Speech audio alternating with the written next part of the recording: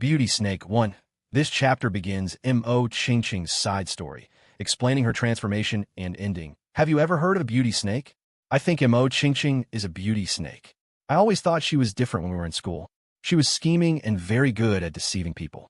So many boys chased after her back then, but she didn't like any of them and just toyed with them. Of course, she's beautiful enough. At a high school reunion, two girls were touching up their makeup in the bathroom, whispering about Mo Qingqing. After a few more hushed words, they left together. Not long after, Mo Qingqing walked out of the bathroom, a slender cigarette between her fingers, a calculating smile on her face. The next day, both of those classmates were fired from their companies.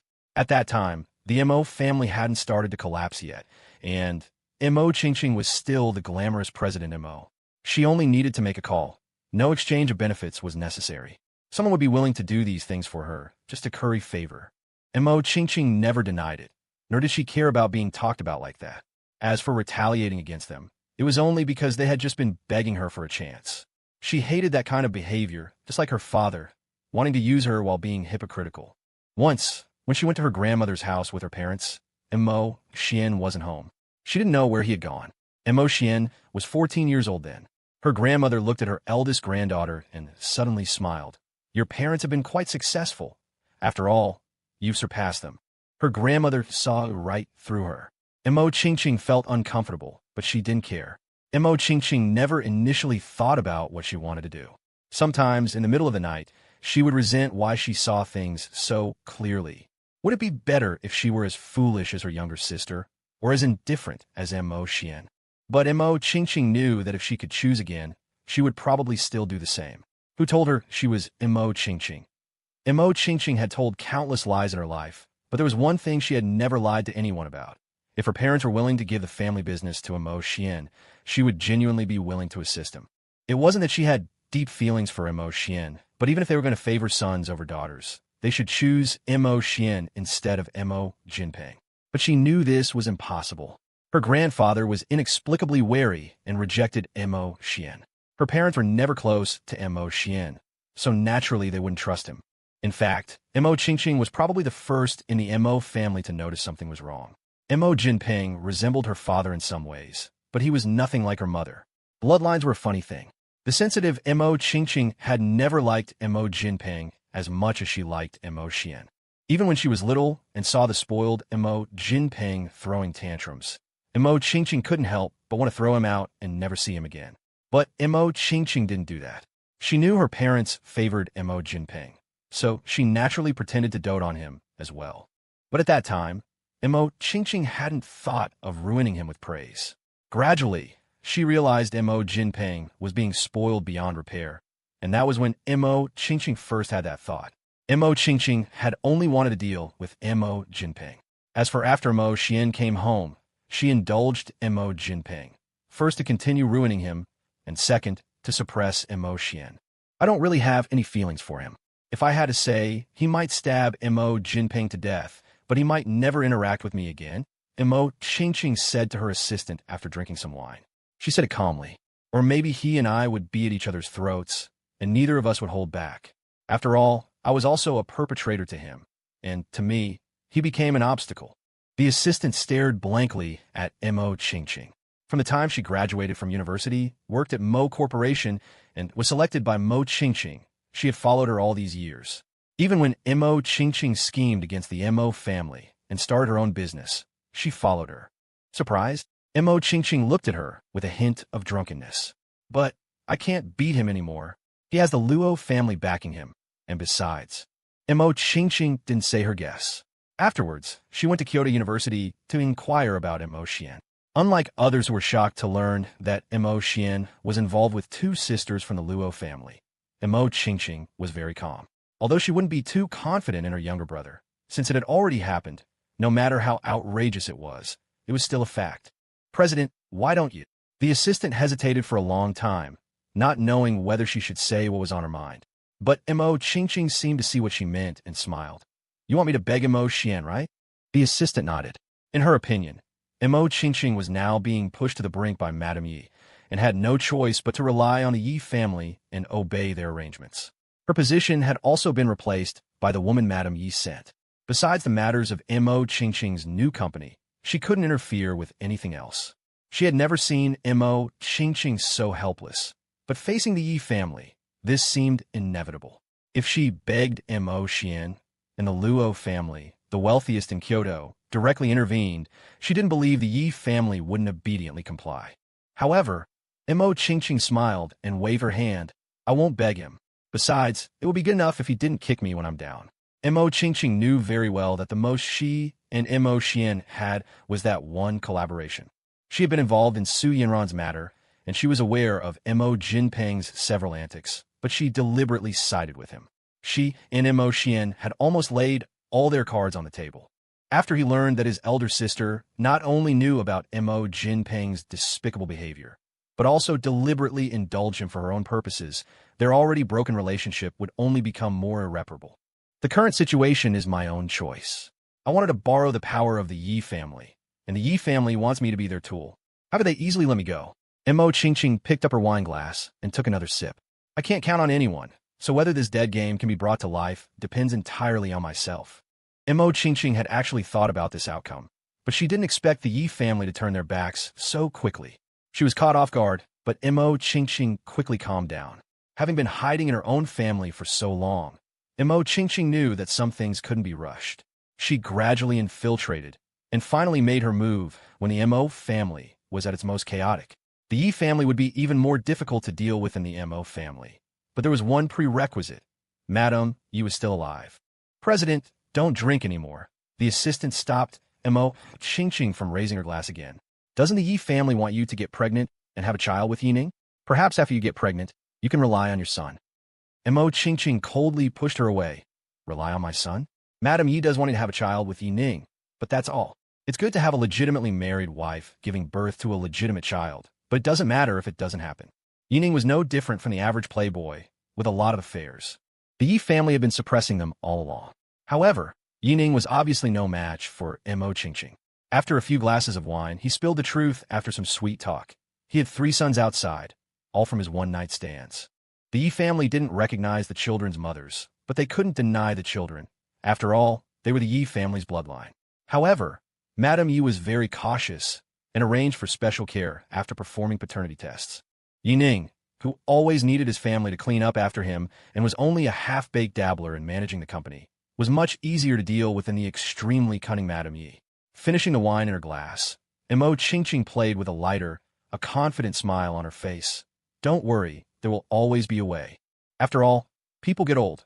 Who knows if they'll wake up and see the sun the next day? Beauty snake, too. If only ability were considered, Mo Qingqing, even if not as gifted as Luo Xia, would definitely have a place among female entrepreneurs in Kyoto. Unfortunately, the Mo family platform was limited in the past, and Mo Changshan was always unwilling to fully delegate authority to her. Now, even managing the company she founded herself, Mo Qingqing still has time to handle some of the Yi family's business, which the old Madame Yi is very satisfied with. She knows how dangerous this beauty snake Mo Qingqing is, but the more dangerous she is, the more it proves her ability. Actually, I never understood why you were so insistent on Mo Qingqing. The female assistant assigned to Mo Qingqing couldn't help but ask curiously while reporting her work. Old Madame Yi took a sip of tea and smiled indifferently, saying, she's very similar to me in temperament. Even the drive I had when I was young, she has it too. Everyone knows that if pufferfish isn't handled properly, eating it can cause poisoning, but does that stop people from eating it? The key is whether the chef preparing the pufferfish knows how to handle it. You're right, but don't forget, she stepped on her entire family to get to where she is today.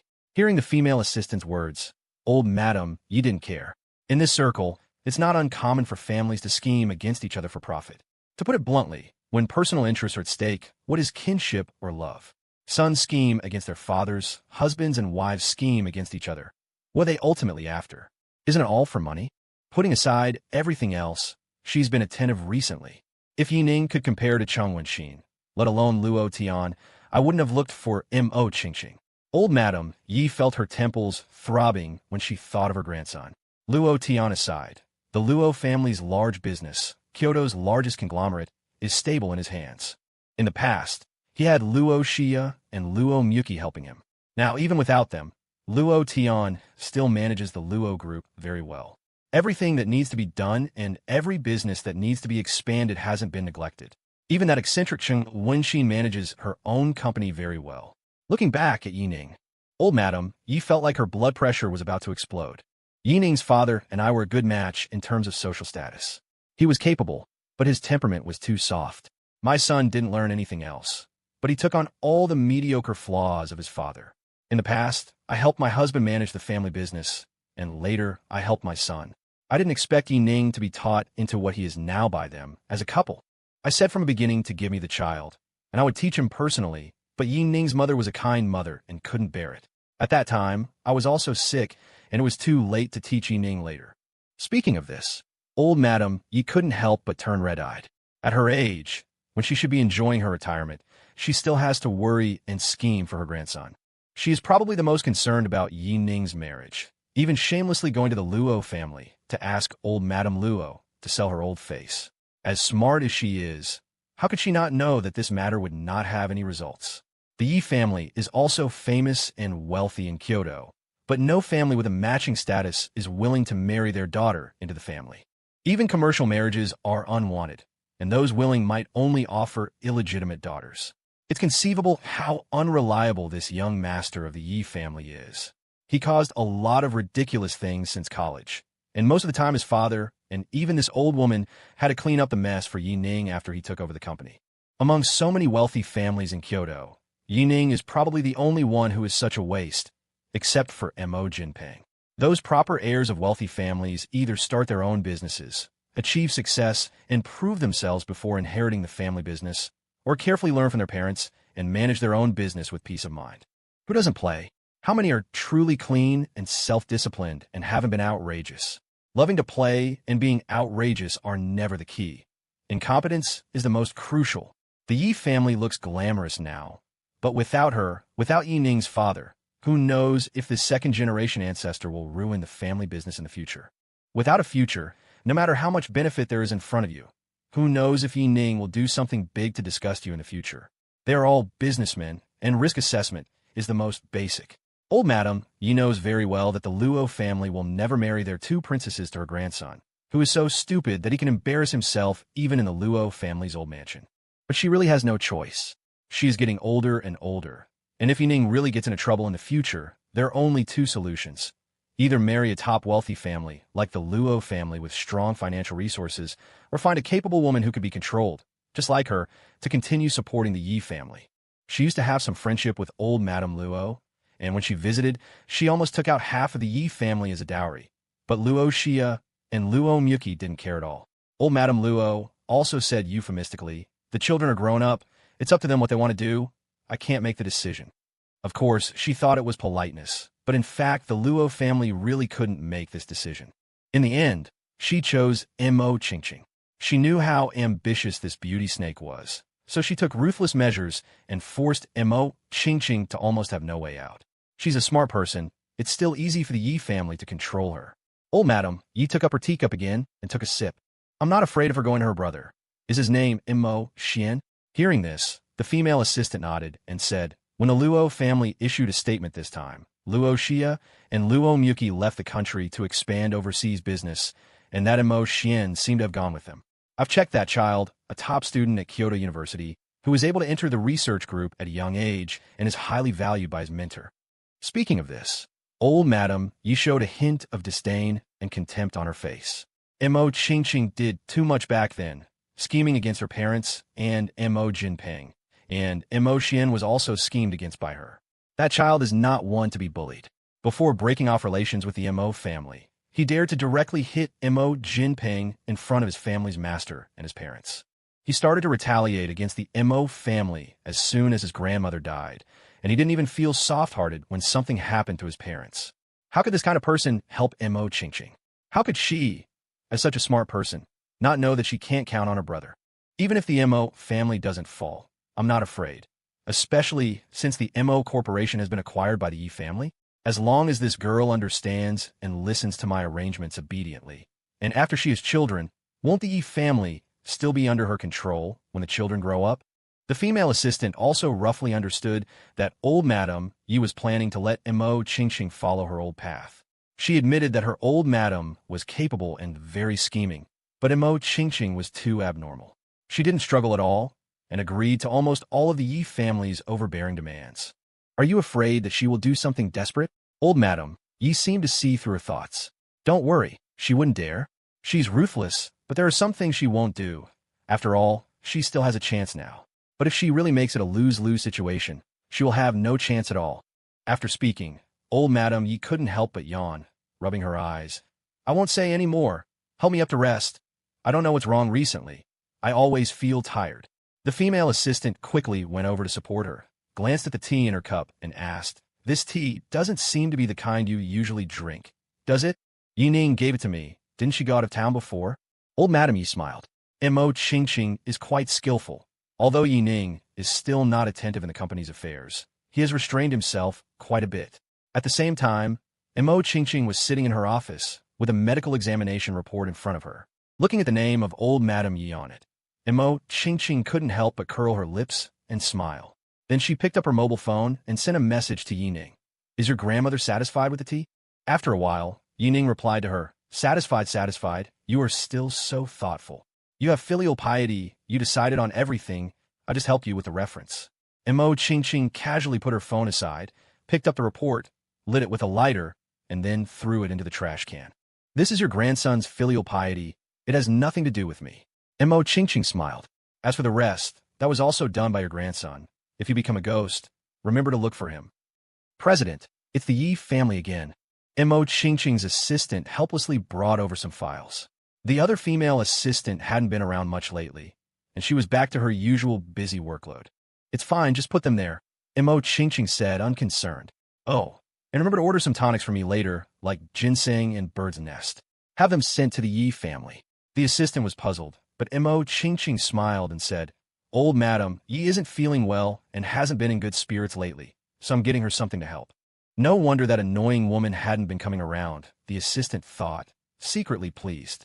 After all, that woman was quite irritating. But, President, our company's business hasn't really expanded yet, and you're spending all your time. Mo Ching had originally intended to focus on the beauty industry after establishing her new company, but so far, due to the Yi family's machinations, and Mo Ching essentially working for them for free, her own company's business had stagnated. However, Mo Ching seemed to be in high spirits, and she handled the Yi family's affairs very well. Yi Ning had become completely hands-off, throwing anything he couldn't handle at Mo Ching. We'll be engaged soon, and I'll have to manage all of this sooner or later, Mo Ching said with a smile. As for our company, Yi Ning's father has already secured a lot of resources for me. Although the company isn't really mine right now and has been merged into the Yi family's holdings, it will be able to develop in the future, and all my efforts won't be in vain. The assistant couldn't understand it. Mo Ching was practically penniless at this point, yet she didn't seem worried at all. If I'm not in a hurry, why are you? Mo Ching waved her off. Go on. I'll look over these files and talk to Yi Ning about them. Seeing this, the assistant didn't say anything more and turned to leave the office. Mo Ching casually picked up a file and carefully examined it. The Yi family's business actually overlapped with the Mo family's in some areas. They also had a clothing business. That's why they were willing to acquire the Mo family and use their connections and status to force Mo Ching to submit. It seemed like they had paid Mo Ching, but in fact, the Yi family had essentially taken the Mo family for free and were holding Mo Ching by the throat. The Mo family didn't have much to compete with the Yi family, and the scandal back then had been quite the uproar. However, the clothing factories and warehouses under their name were quite important to the Yi family. The Yi family was large and often needed to outsource large orders, so having a few more of their own factories and warehouses was very necessary, especially since the Mo family's technology was very mature. Otherwise, they wouldn't have been able to survive for so many years. Therefore, handling these businesses was a breeze for Mo Ching. The last file was a transfer agreement.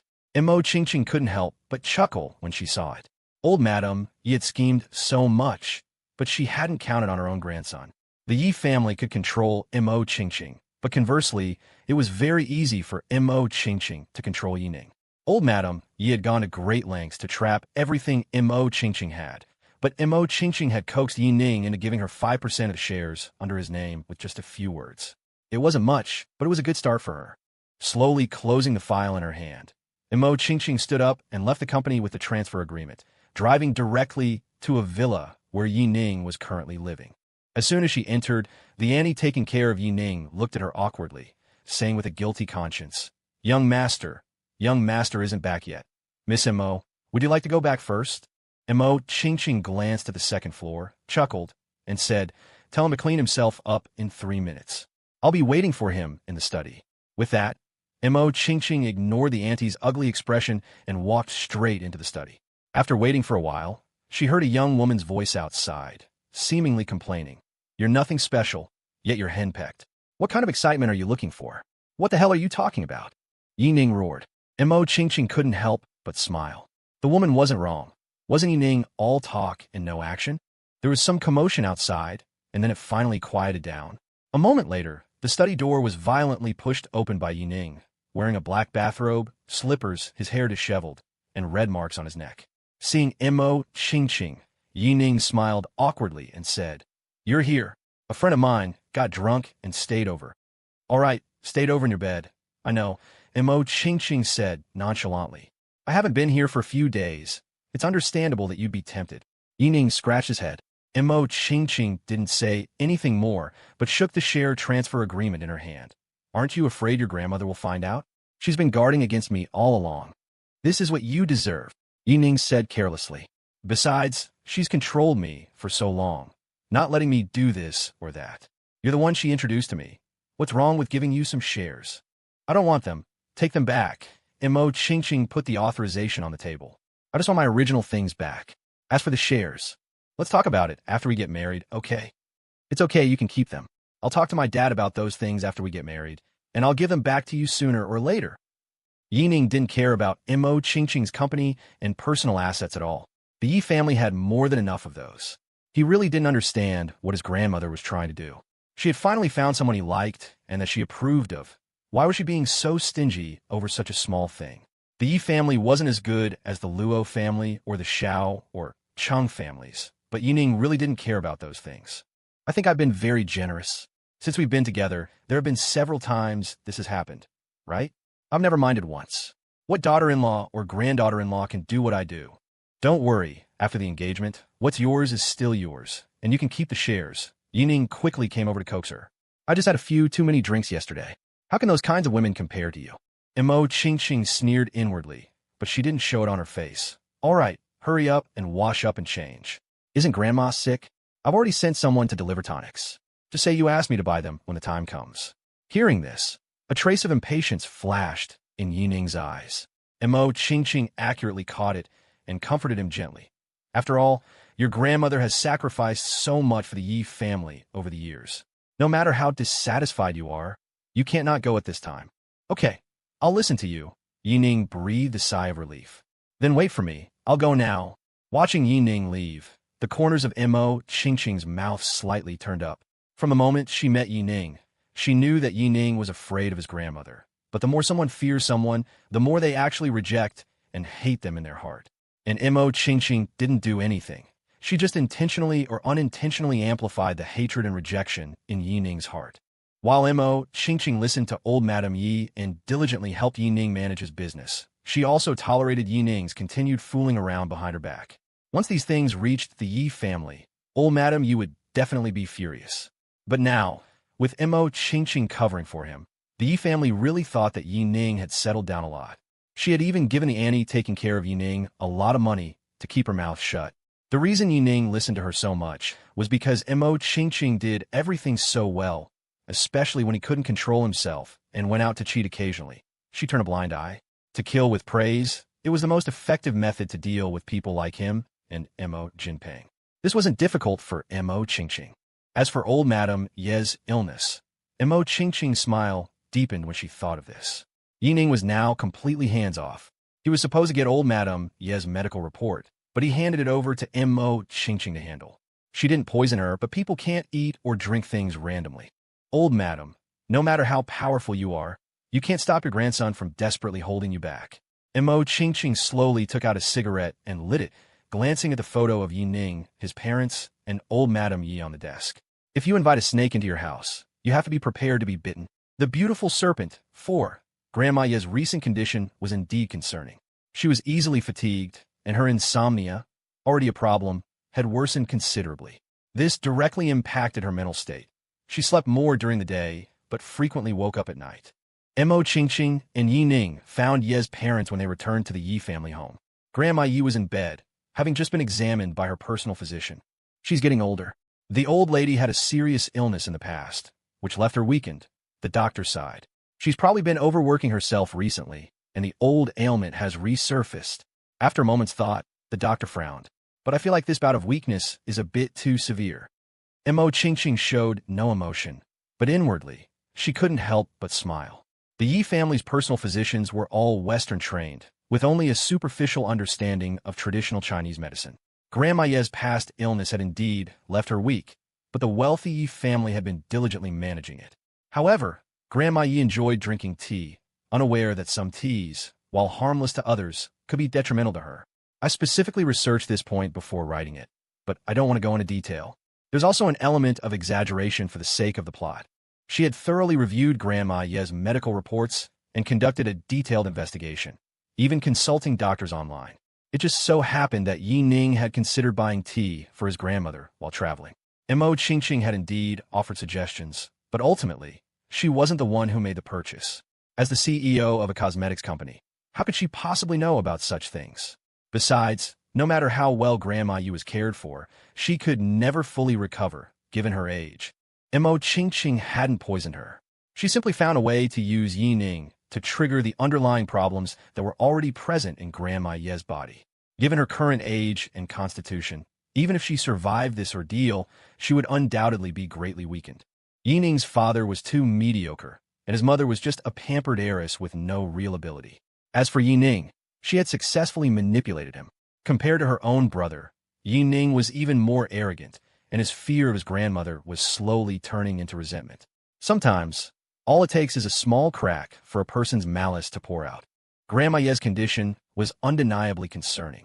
She had dedicated her youth to the Yi family's affairs, and in middle age, she worried about her son. In her old age, she worried about her grandson. After finally recovering from a major illness, this latest setback was simply too much for her to bear. When Yi Ning and Mo Qingqing entered, Grandma Yi was asleep, her face pale. Ye's mother shook her head at them, then whispered, "She just took her medicine and fell asleep. Don't wake her." Mo Qingqing nodded without a word. Yi Ning only glanced at her perfunctorily. The two of them then left. In the living room, Ye's father sighed upon seeing them. "Your grandmother's condition is really not good. I'm planning to take her to the hospital as soon as she wakes up. Qingqing, I've been watching, and you've been doing a great job at the company lately."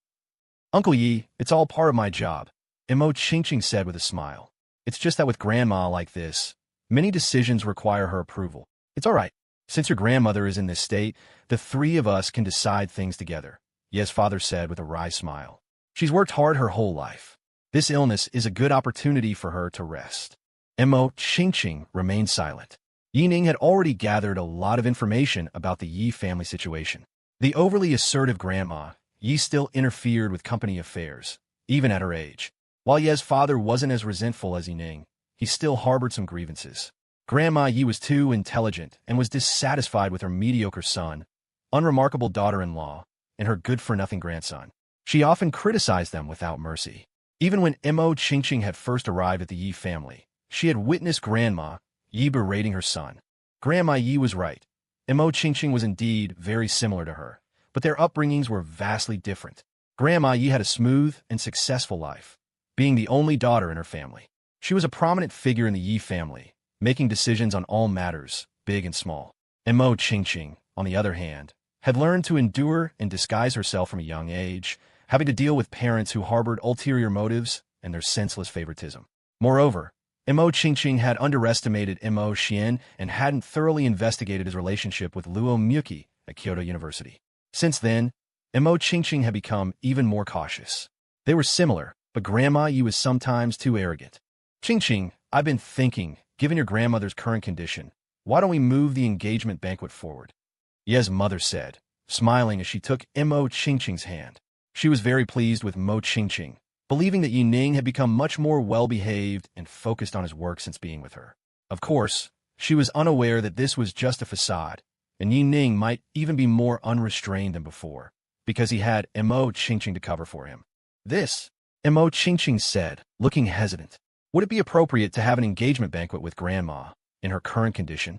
It's nothing. Let's just consider it a way to bring good luck, Ye's father said, seeming to agree. She also hopes that you and Yi Ning can get married soon. She was the one who chose you in the first place. I think your grandmother wouldn't object if she knew. Mo Qingqing glanced at Yi Ning, who seemed indifferent. After all, to him, whether they got married or not made no difference. All right, then I'll listen to Uncle and Auntie. Mo Qingqing nodded. Whenever you decide to hold the engagement banquet, I'll make sure to clear my schedule at the company. You child, work is never ending, Ye's father said, smiling as he glared at his son. Learn from Qingqing. If you were even half as good as her, I'd be much less worried. Yi Ning didn't seem to care, and his expression didn't change. He didn't care about any of this. A beautiful fiancée who didn't bother him and even solve his problems for him. After they got married, he wouldn't have to do anything and could just be a carefree playboy. What could be better than that? As for the engagement banquet, we can just find a good date soon, Ye's mother said with a smile. Your relationship with Yi Ning is already well known. After the engagement banquet, you and Yi Ning can get your marriage certificate. Mo Qingqing didn't say anything, only nodded. Only by truly marrying into the Yi family could she better handle things in the future. Yi Ning also left with her, but unlike Mo Qingqing, who was returning to the company, he made an excuse to say he had something to take care of. All right, go ahead. I still have some documents from your side that I haven't processed yet. Mo Qingqing knew exactly where he was going, but she simply didn't bother to expose him. If Yi Ning really died now, Mo Qingqing would only think, why couldn't he have waited until after they got the marriage certificate before dying? Then I could have rightfully found a way to get a share from the Yi family. Watching Yi Ning drive away, Mo Qingqing thought for a moment, then took out her phone and made a call.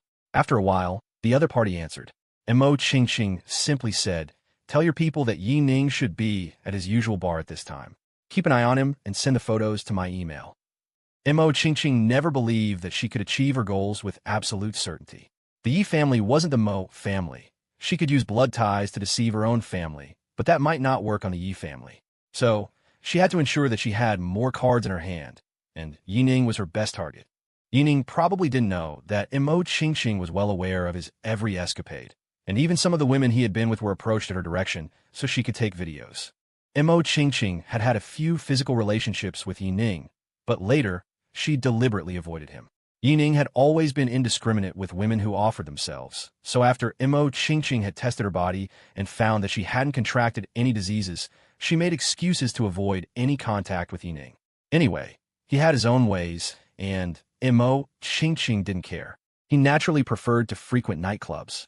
As soon as she returned to the company, Mo Qingqing saw the notification in her email. She smiled slightly and put her phone away. Grandma Yi could no longer manage things, and she was sure that she was one step closer to her goal. 5. Although Mo Qingqing didn't get her company back, old Mrs. Yi returned all the personal assets that she had been made to hand over to the Yi family for safekeeping. The 5% of shares also naturally ended up in Mo Qingqing's hands. Ye's father only knew that Yi Ning had returned what originally belonged to Mo Qingqing, but he didn't know that Yi Ning had also given her shares. Nevertheless, some things were unavoidable. Old Mrs. Yi personally sent someone to invite her to the hospital. The Yi family sent old Mrs. Yi to the hospital to be slowly cared for and recuperated, which was about what Mo Qingqing expected. Although she didn't die, she was indeed quite tormented. These past few days had been rough on old Mrs. Yi. Her usually neatly combed hair was somewhat disheveled, her lips were pale, and she looked thinner. Seeing Mo Qingqing arrive, old Mrs. Yi smiled and said, Qingqing, you've been working hard lately. I heard from your uncle that you've been managing things well. The Yi family may have to rely on you in the future. While looking at old Mrs. Yi, Mo Qingqing said politely, you flatter me. Yi Ning and I are getting engaged soon, so this is what I should do as a daughter-in-law. Mo Qingqing couldn't see anything unusual about old Mrs. Yi. She wasn't sure if the old witch had guessed anything about the tea incident, or if she was still under surveillance. Many of the things Mo Qingqing was doing now were actually done personally. She didn't completely trust her assistant, who had been with her for a long time, and those who followed Yi Ning were hired with a lot of money. Sometimes Mo Qingqing suddenly felt tired, wondering what she was even doing all this for. But having come this far, she was unwilling to turn back. Old Mrs. He only gave her a few words of advice, then took out a pair of jade bracelets and handed them to Mo Qingqing. I'm afraid my body won't be able to attend the engagement banquet, so consider this my gift to you. Mo Qingqing declined for a moment, but old Mrs. He insisted on giving them to her, so Mo Qingqing had no choice but to accept. Walking out of the hospital, Mo Qingqing didn't expect to run into someone she hadn't seen in a long time. Her own younger sister, Mo Tingting. At first glance, she didn't even recognize her. Mo Tingting used to care a lot about her appearance, but now she was wearing somewhat outdated clothes, her hair was casually tied behind her, and there were dark circles under her eyes. Seeing Mo Qingqing, there wasn't a trace of emotion in Mo Tingting's eyes, only emptiness and numbness. Long time no see, big sister. Hearing her hoarse and tired voice, Mo Qingqing couldn't help but frown. Mo Tingting also smelled of alcohol and smoke, and she remembered that her sister never used to smoke. What happened to you? Mo Qingqing sighed. Didn't I have someone send you a bank card? I'll deposit money regularly in the future to ensure you have food and clothing. If you want to marry, I can also find someone suitable. Second sister is dead, didn't you know? Mo Tingting looked into Mo Qingqing's eyes. Their gazes met, and a hint of resentment seemed to flash in those empty eyes. Big sister, I can understand Mo Xian hating our family, and I don't have the right to say anything, but why did you have to do this too? Mo Qingqing didn't react for a moment. She didn't hear Mo Tingting's question at all. All she could think about was the sentence, second sister is dead. Ying is dead. Mo Qingqing grabbed her third sister's hand. Why didn't you tell me? When did this happen? Could I even contact you? Mo Tingting smiled bitterly, slowly pulling her hand away. She died in a car accident overseas, and her body was cremated locally and sent back to the country. Also, Mo Jinping, Jiang Sifeng, and Cheng Jiahao, who framed Mo Xian with him, all died in prison. The people arranged by the Luo family tortured these three in prison every day. The first to die was Jiang Sifeng. He was already in poor health, and every day his meals were knocked over. He was beaten, and he was violated. As for the other two, they weren't doing much better, but they lasted a little longer than Jiang Sifeng. Where is Ying? I want to see her. Mo Qingqing didn't care about the lives or deaths of those three people. Not even Mo Jinping, her half-brother who she had spent so many years with. She did abandon her family, especially her two younger sisters, but Mo Qingqing never wanted them to die. Big sister, can you tell me why? Mo Tingting ignored her words and asked stubbornly. Mo Qingqing looked at her, then looked around, and then took her hand and walked out of the hospital. Only after getting into her car did Mo Qingqing look at Mo Tingting, who was sitting in the passenger seat. Then she suddenly laughed. Don't tell me you still don't know anything. You don't know that Mo Jinping is father's illegitimate son and that he killed our biological brother. As for the other one, Mo Tingting didn't answer. She herself sometimes found this twisted family ironic and laughable. I admit, Tingting, that what I'm doing is too much, but you've seen how much I've done for the family in the past. Mo Qingqing placed her right hand on the steering wheel and stared out the car window in a daze. My parents ignored my efforts, and even Grandpa never said a word for me. Not to mention others. You should know that I even took care of some of your affairs. I haven't let down the Mo family, let alone you. But what was the result? I had to give up the position of president, and even after I worked hard for several years, Mo's was finally developing, but became a wedding dress for Mo Jinping. I gave Mom and Dad countless opportunities, but what was the result? I'm not Mo Xian. He didn't have the ability to fight back then, but I do. Tingting, you probably also know about Mo Xian being with the Luo family sisters now, right? I don't have their good fortune, and I don't have a platform like the Luo family. Since I can't count on Mom and Dad, I can only count on myself. Since they are unjust, don't blame me for being unrighteous. I just want to climb higher. I just want to one day stand at the top of the pyramid in Kyoto. Mo Tingting listened quietly to her big sister's words, not saying a word. Only after Mo Qingqing finished did Mo Tingting ask, and then? Mo Qingqing was stunned, not understanding what Mo Tingting meant. Big sister, you climbed to the top of that pyramid, and then what? Mo Tingting said softly. After you've done all this, what else do you want to do? Also, you know that the Luo family sisters have gone abroad. They gave up the pyramid that you cherish the most. Don't you have any thoughts? For the first time in her life, Mo Qingqing was rendered speechless by her third sister, whom she usually considered stupid. Big sister, I wish you success. Mo Tingting smiled and reached out to open the car door.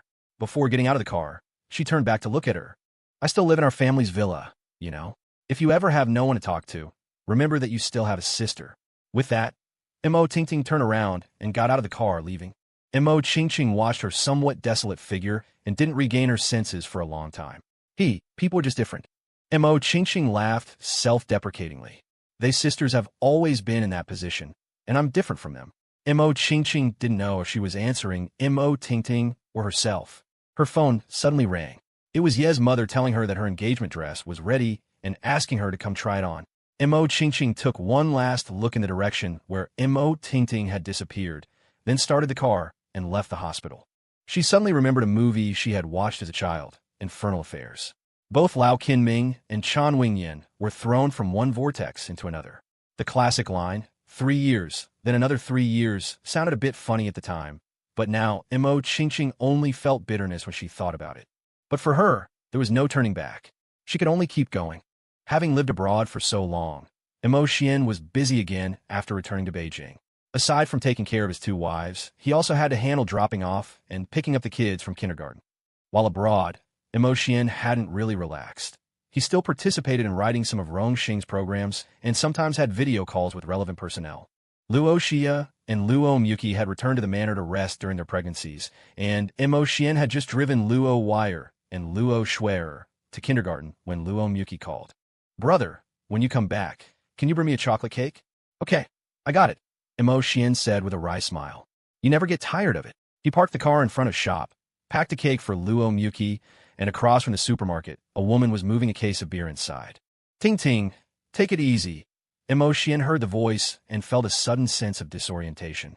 He abruptly turned his head and saw Mo Qingqing coming out, extending her right hand to help the woman, who was facing away from him, move the beer inside. Mo Xian looked at his biological older sister with some surprise. This woman, who in the past was always in a women's suit or professional attire, was now wearing ordinary jeans and a casually thrown-on coat, which was very clean. It wasn't until the woman carrying the beer turned around that he recognized her as Mo Tingting. Like Mo Qingqing, she was dressed plainly, without makeup, wiping the sweat from her forehead with the back of her hand. As if sensing the gaze, Mo Qingqing looked up, and her eyes met Mo Xian's. To his surprise, Mo Qingqing didn't seem embarrassed to be seen in her current circumstances, nor did she avoid his gaze. "Long time no see," Mo Qingqing said with a smile after a brief moment of surprise, greeting Mo Xian. When Mo Tingting heard this, she quickly turned around and covered her mouth when she saw it was Mo Xian, and tears quickly began to flow down. "What are you doing here?" Mo Xian pointed to the small supermarket behind them. "Did something happen?" After returning to China, Mo Xian hadn't specifically inquired about the Mo family, only hearing from Uncle Zheng that Mo Jinpeng and the others had died in prison, supposedly contracting venereal diseases. As for these 3 sisters, Uncle Zheng told Mo Xian that the Yi family had problems, and Mo Qingqing was reportedly taken away by the police at her engagement banquet. "Why don't you come in and sit for a while?" Mo Qingqing said to Mo Xian proactively. "Are you doing well abroad?" "Yeah, not bad." Mo Xian nodded. "So, you and she opened a supermarket together?" It was hard to believe that the woman in front of him was the once infinitely glamorous Mo Qingqing, who was scheming and ruthless in the business world. Now, that coldness and ruthlessness were completely gone, replaced by a sense of calm and composure. The supermarket wasn't large, but the shelves were neatly arranged, the floor was clean, and the goods were displayed in an orderly manner. Mo Tingting proactively pulled over a plastic stool, and even wiped it off for Mo Xian to sit on. Mo Qingqing saw the confusion in his eyes, and then said with a wry smile, "Scheming and being too clever only harms oneself." Mo Xian knew the origin of the phrase, from Wang Shifeng's "smartness brings trouble" in Dream of the Red Chamber. "I was supposed to marry Yi Ning, but I didn't expect that at that time, old missus. You would report me." Mo Qingqing laughed self-deprecatingly. She didn't expect that I would use Yi Ning to get to her, and I didn't expect that she would choose to use me as an example at my and Yi Ning's engagement. Mo Qingqing had been guarding against old Mrs. Yi, thinking of many possibilities, but never expecting that the old witch would choose to attack her suddenly at her and Yi Ning's engagement. Mo Qingqing wasn't stupid and knew she had handles, so she had prepared countermeasures long ago. In the end, with insufficient evidence, Mo Qingqing avoided prison, but she lost everything. Fines and back taxes meant that Mo Qingqing's personal assets, which had just been returned to her, were once again completely gone, and the Yi family publicly cut ties with her, and her cosmetics company ultimately ended up benefiting the Yi family. But how could Mo Qingqing just sit and wait for death? Ol' Mrs. Yi once again underestimated Mo Qingqing. She not only had evidence of Yi Ning's promiscuous private life, but also, while at the Yi family, Yi Ning trusted her too much and delegated many things to her. This directly led to Mo Qingqing also holding a lot of dirt on the Yi family. Mo Qingqing not only reported it under her real name, but even used the little money she had to buy trending searches, anonymously posting this information online. The Yi family therefore experienced turmoil, and the fatal blow to the Yi family was dealt by Luo Tian's wife, Lu Yi. Of course, Luo Tian's explanation was, "I'm a businessman, I'd be stupid not to take advantage of an opportunity." He wouldn't admit that he'd been planning to teach Yi Ning a lesson ever since that cocktail party. Luo Tian didn't expect that before he could make a move, such a big mess would break out in the Yi family. And Lu Yi, with the help of the Lu family, gave the Yi family a heavy blow.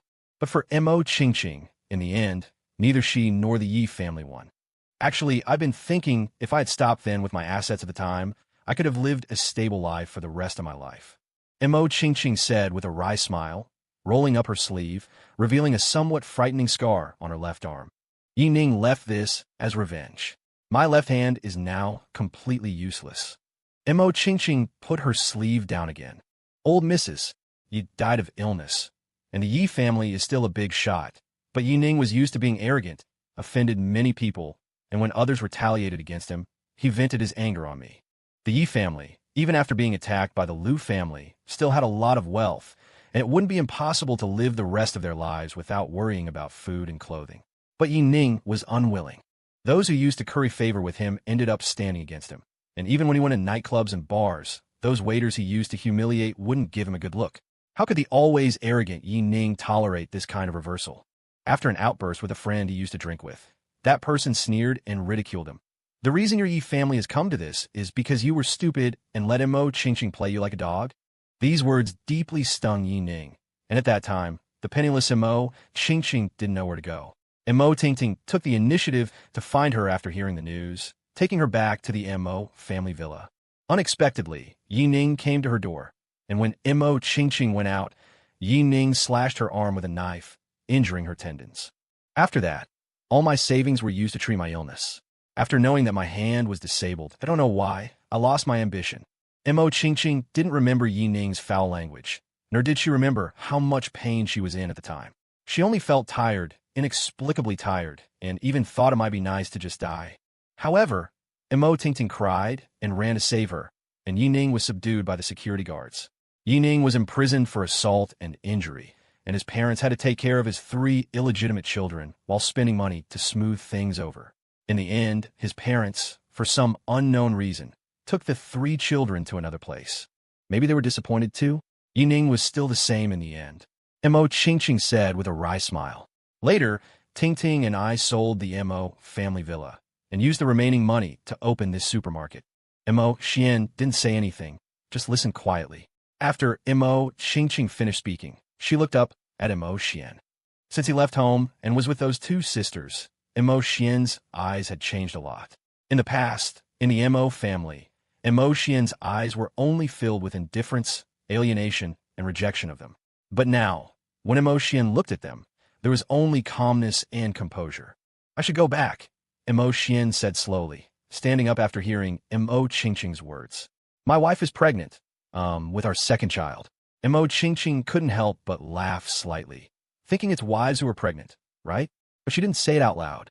After this, I don't think we'll see each other again, right? Mo Qingqing smiled. Mo Xian, Ting Ting, and I don't expect you to forgive us. I just hope you'll be happy in the future.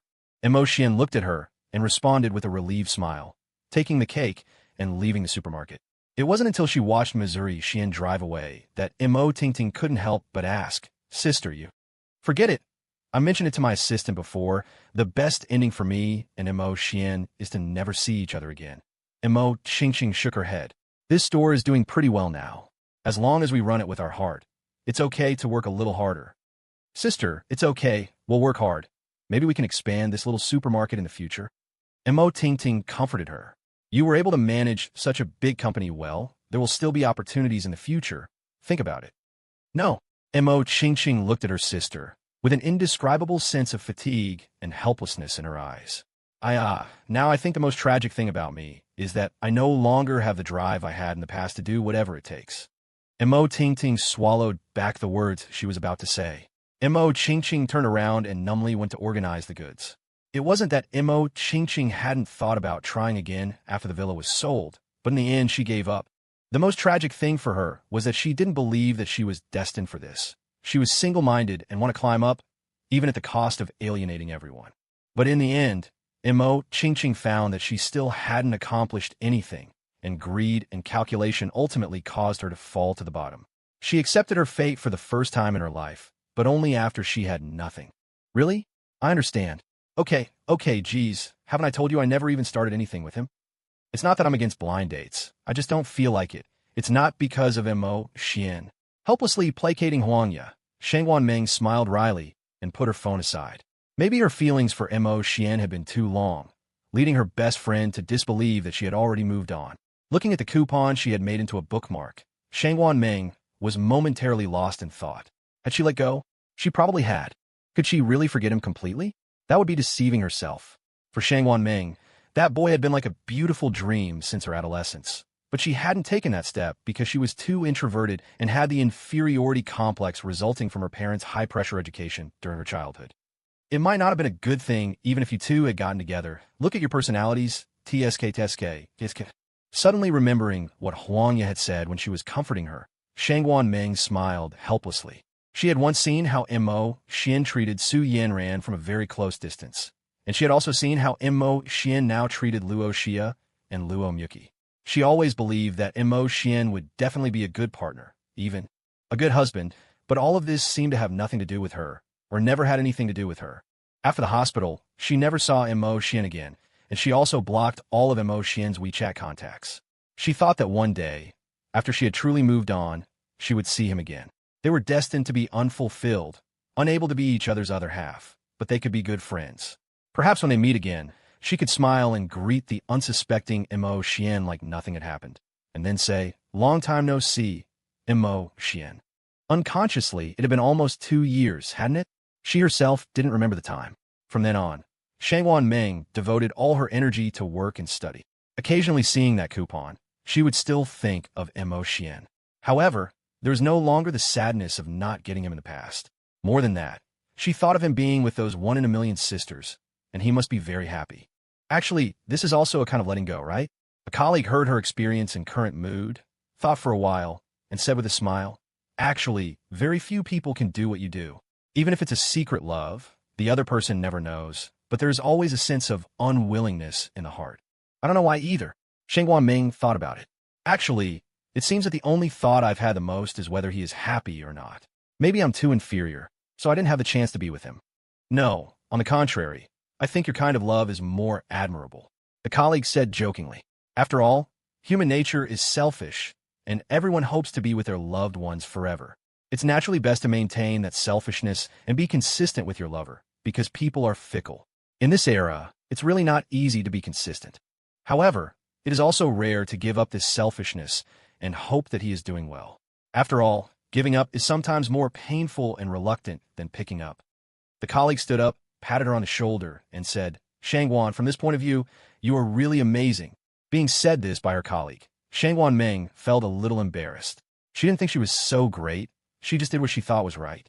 Huangya, after much searching, finally found Luo Myuki's moments on WeChat through a classmate who was also in the fine arts department.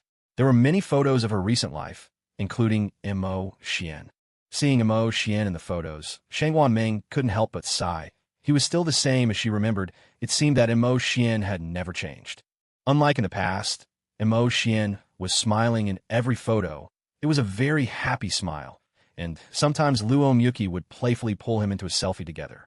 Even in the most recent photo, the love in the eyes of Luo Myuki and Mo Xian when they looked at each other could be transmitted through the lens. If the younger sister was like this, how could the older sister not be? Of course, Shangwan Ming could not guess that Mo Xian's current life could be described as a sweet burden. After all, at home, there were two women who had episodes of being possessive every day. "Look, you still can't let him go, right?" Huangya complained in a timely manner. Otherwise, Why would you want to see his recent situation? Shang Wanming just smiled. Some things might not be explained, even if they were said. She did not let go. She just wanted to see him doing well. The former Mo Xian was really unhappy. At that time, she was cautious, but she didn't dare to get too close to him, only hoping that she could give him some comfort, even just a little. Even though she could face it calmly now, she still hoped that he was happy. That's all. Spring passed and autumn came, and it was another snowy season. It was almost New Year's Day. Shang Wanming was walking down the street in a white down jacket, holding a cup of warm milk tea in her hand. The businesses were decorated with lanterns and colorful streamers, and the streets were bustling with people. She was walking quietly down the street while drinking milk tea. A shopping mall, being unique, hired a children's choir to sing Merry Christmas. Shang Wanming couldn't help but stop and watch for a while. Unexpectedly, she turned around and bumped into a man holding a pile of documents. It had snowed, and the ground was slippery. Shang Wanming was about to fall when the man grabbed her hand. As a result, all his documents were knocked away, and Shang Wanming's milk tea was also spilled on him. I'm sorry, I was too anxious. The man apologized to her in a panic while squatting down to pick up the scattered documents. Even though the milk tea was spilled on them, he didn't complain at all. Let me help you. Shang Wanming helped him pick up the documents, which were a chemical experiment report with neat and clean handwritten notes. Thank you. Shang Wanming found it a little funny. It was obviously her who accidentally bumped into him, but this person kept apologizing to her. Only then did Shang Wanming see the man clearly. He looked about the same age as her, clean and handsome, with a very simple feeling, but he looked a little silly. Handing him the collected documents, the man quickly raised his head and thanked her. But when he saw Shang Wanming, his face turned red all of a sudden, and he lowered his head in a panic. I'm sorry. I accidentally ruined your documents. It's okay. It's because I was too anxious. The man scratched his nose awkwardly. I'm sorry. I'll pay you for your milk tea. It's my fault that I implicated you. It's okay. I said it was because I was too anxious. He stubbornly gave the milk tea to Shang Wanming, and then looked at her carefully again, and suddenly said in surprise, You are Dr. Shang Wan, right? Shang Wanming was very surprised, and the man's eyes were shining as he said, I remember you. I saw you at the hospital before, how you comforted a female student with depression. In a daze, Shang Wanming remembered that she had indeed treated a girl before. That girl was very similar to her in the past. She also suffered from depression because her parents gave her too much pressure. That was also the first time that the good-tempered Shang Wanming lost her temper and severely reprimanded her parents. I happened to be in your hospital at that time, and I remembered your name then. The man showed an honest smile, and the sincerity and simplicity in his eyes made Shang Wanming a little embarrassed and lowered her head. Don't say that. I'm a doctor. This is what I should do. Shang Wanming's face turned red. Are you a student or... Oh, my name is Meng Ran, a doctoral student, majoring in chemical agents. Meng Ran was also a little embarrassed. Actually, that time your hospital was consulting my tutor on drugs, and I went with him. I didn't expect to see that scene. Not knowing how, the two of them stood there and chatted. Shang Wanming felt that she and this person named Meng Ran seemed to be very compatible. It was the first time that she could chat with a man so openly.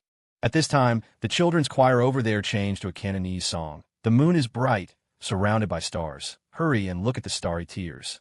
One pair during the day, one pair at night. Fireflies in pairs. The night is quiet. All living beings accompany each other. The rain is fine. The wind meets.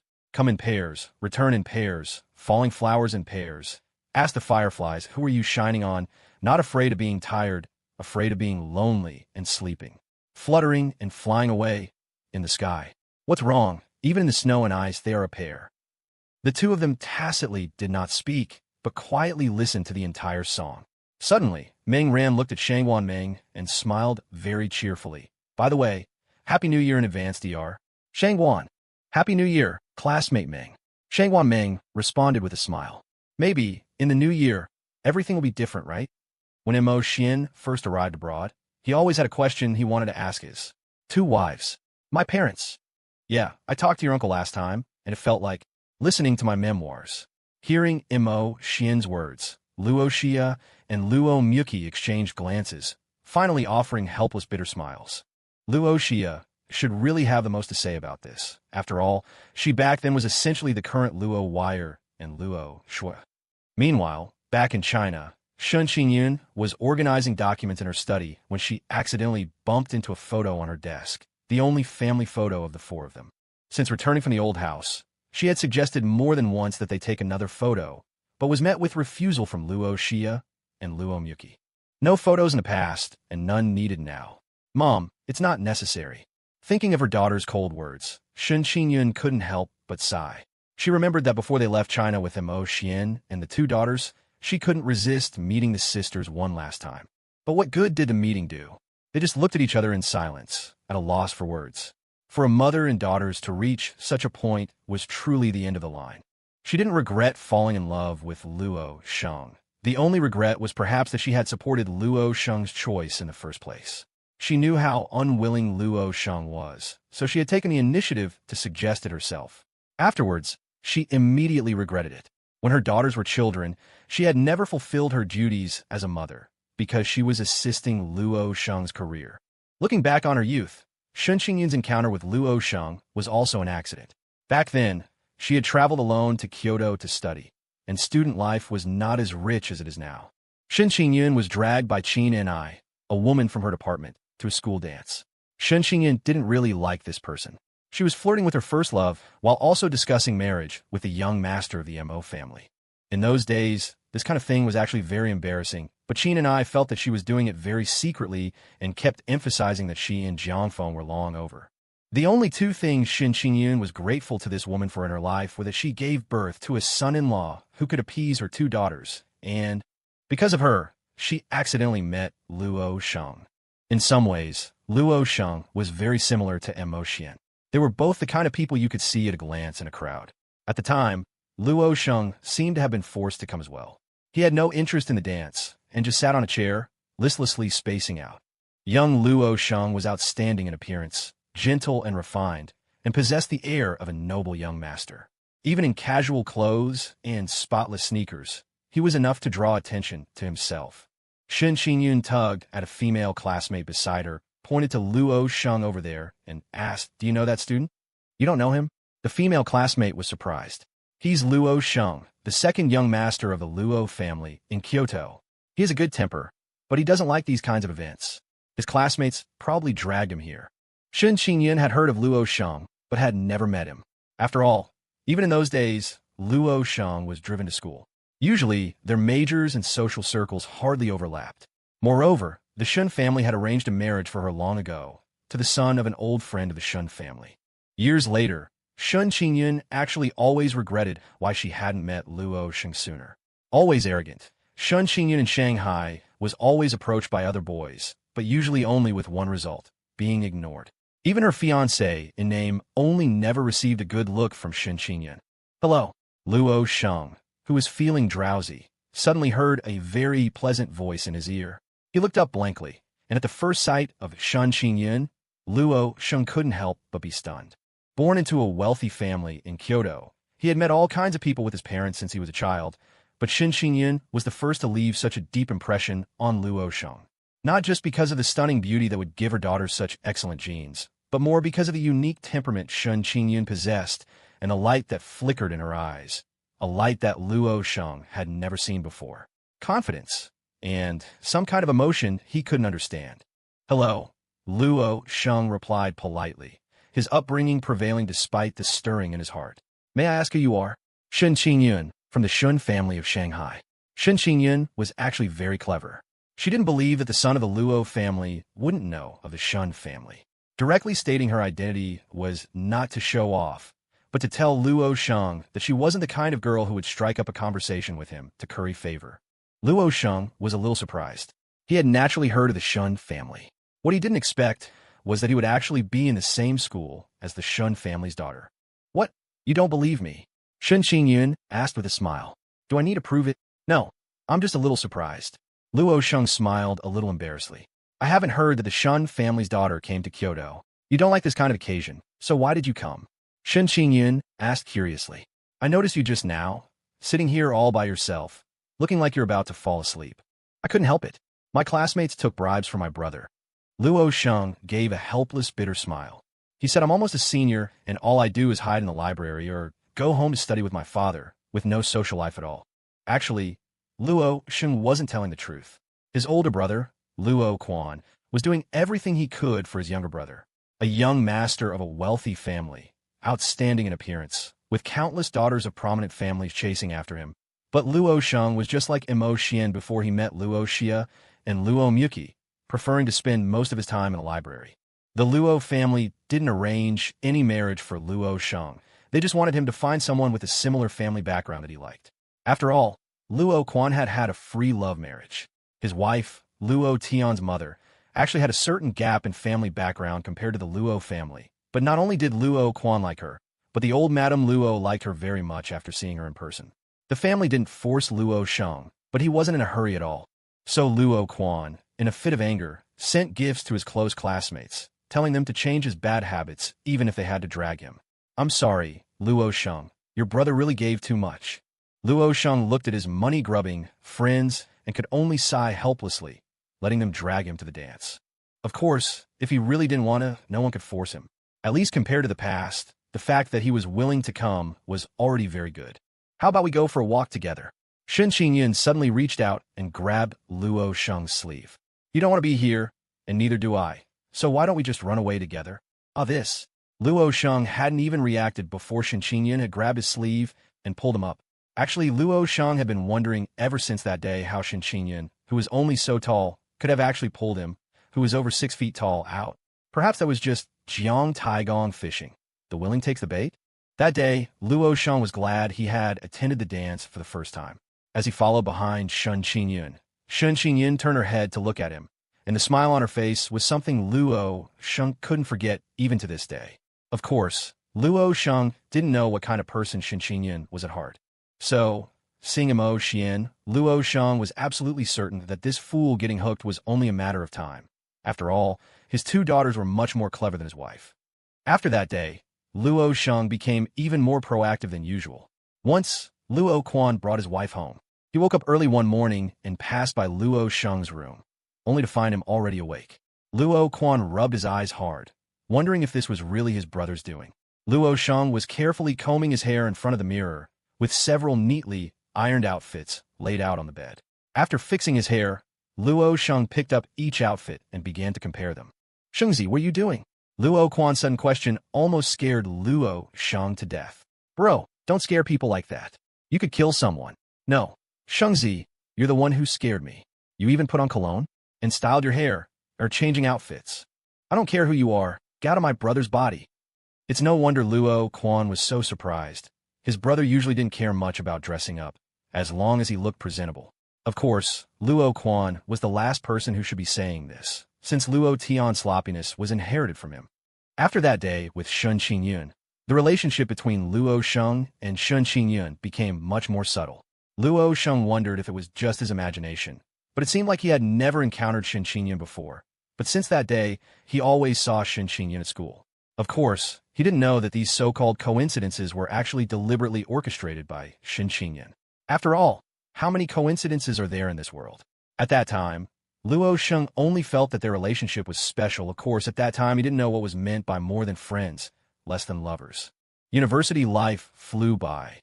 Qin and I married Mo Changshan immediately after graduation, and Shen Qingyun didn't pay much attention to news about her anymore.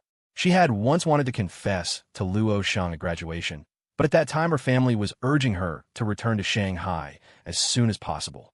Shen Qingyun also knew that she was being forced to return and fulfill an engagement she didn't like. Confessing to Luo Sheng at this time was obviously inappropriate. She couldn't completely defy her parents yet. What about after graduation?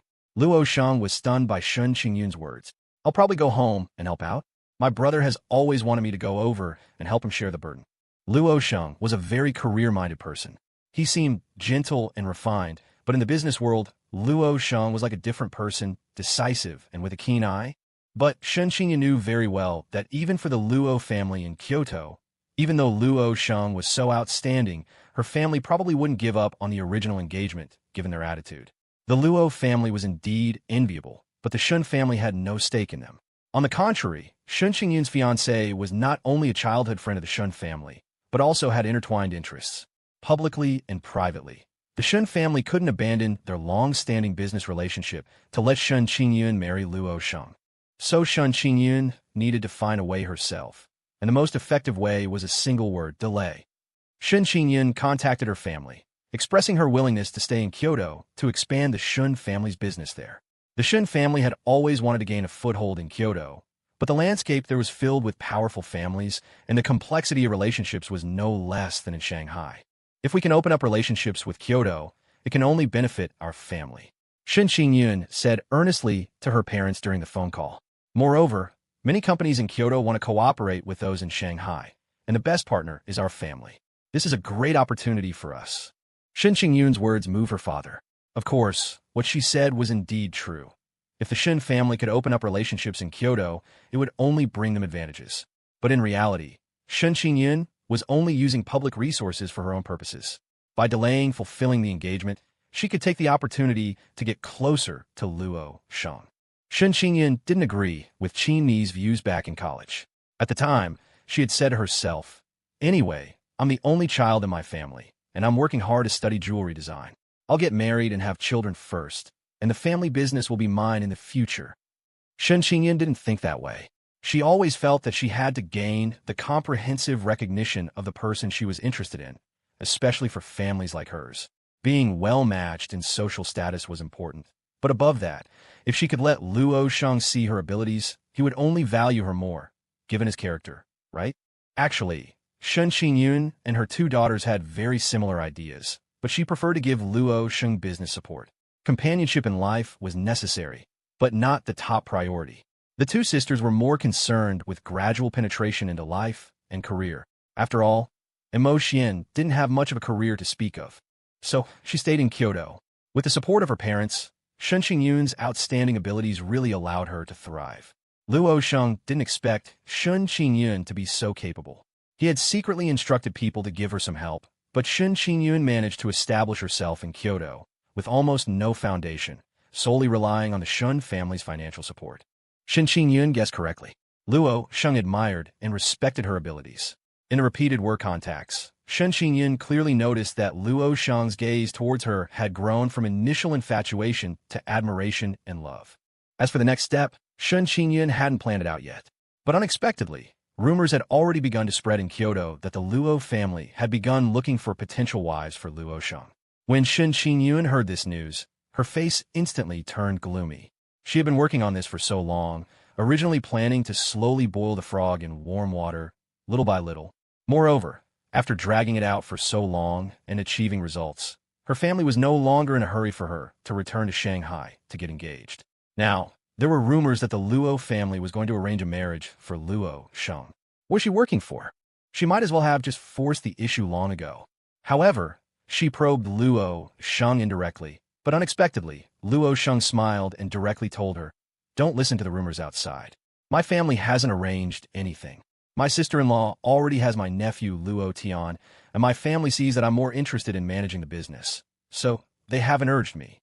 After speaking, Luo Shang looked at Shun Qingyun, hesitated, and finally swallowed back the words of confession that were on the tip of his tongue. Who would have thought that the ruthless second young master of the Luo family, who was so decisive in the business world, would become so hesitant when it came to matters of the heart? So when Shun Qingyun saw Mo Xian, she sometimes wanted to laugh. Her daughter and herself had such similar tastes in men. Mo Xian was talented, and although his amnesia was understandable, he had been raising a child with her daughter for 3 years, always hesitant and never daring to take a step forward. She had even almost suspected that Mo Xian was Luo Shang's son. Otherwise, why would their personalities be so similar? She jokingly mentioned it, scaring Luo Shang into swearing oaths and even wanting to do a paternity test with Mo Xian to prove his innocence. However, this matchmaking storm made Shun Qingyun feel a sense of crisis in her heart. She probably couldn't delay any longer. It wasn't that her family would urge her, but what if the Luo family really arranged for Luo Shang to go on blind dates and get married? Wouldn't she have worked for nothing? Back at the company, Shun Qingyun thought for a long time and finally called her female secretary. "Help me check on all the recent activities of the Luo family's second young master. It's best to arrange for someone to follow him and report to me whenever he goes out for entertainment." "This, boss, what are you going to do?" The secretary looked at her curiously. "Aren't we always on good terms with Luo heir Xiao? Did he offend you?" "Yes, he offended me." Shun Qingyun actually smiled. "So, I'm going to punish him properly." Just punish him by becoming my husband. How could this be? Luo Sheng wondered. How could a bit of overindulgence at a business dinner lead to him waking up naked in a hotel room with Shen Qingyan? You're awake? Shen Qingyan seemed to have just woken up as well, sitting up and stretching. Don't worry about it. I just happened to be passing by yesterday and saw you were drunk. We're all adults here, so don't dwell on it. How could Luo Sheng not dwell on it? He swore he would marry Shen Qingyun and declared he was willing to accept any punishment. Don't worry, it's the thought that counts. I'm not blaming you, Shen Qingyun said with a smile, offering no other response. Her plan had succeeded. She knew Luo Sheng's personality well and that he had feelings for her. More importantly, the matters in Shanghai were unresolved, and the issue of her parents remained a problem, making it impossible for her to agree to Luo Sheng's proposal. However, this incident was enough to keep him in check. After all, feelings were just feelings, and a real relationship wouldn't affect a playboy, but it would certainly affect Luo Sheng. After all this time, Shen Qingyun knew exactly what kind of man Luo Sheng was. Then, Shen Qingyun discovered she was pregnant. She hadn't expected to get pregnant the first time. As a result, Shen Qingyun secretly cut off contact with everyone and hid away to give birth to the child, Luo Xia.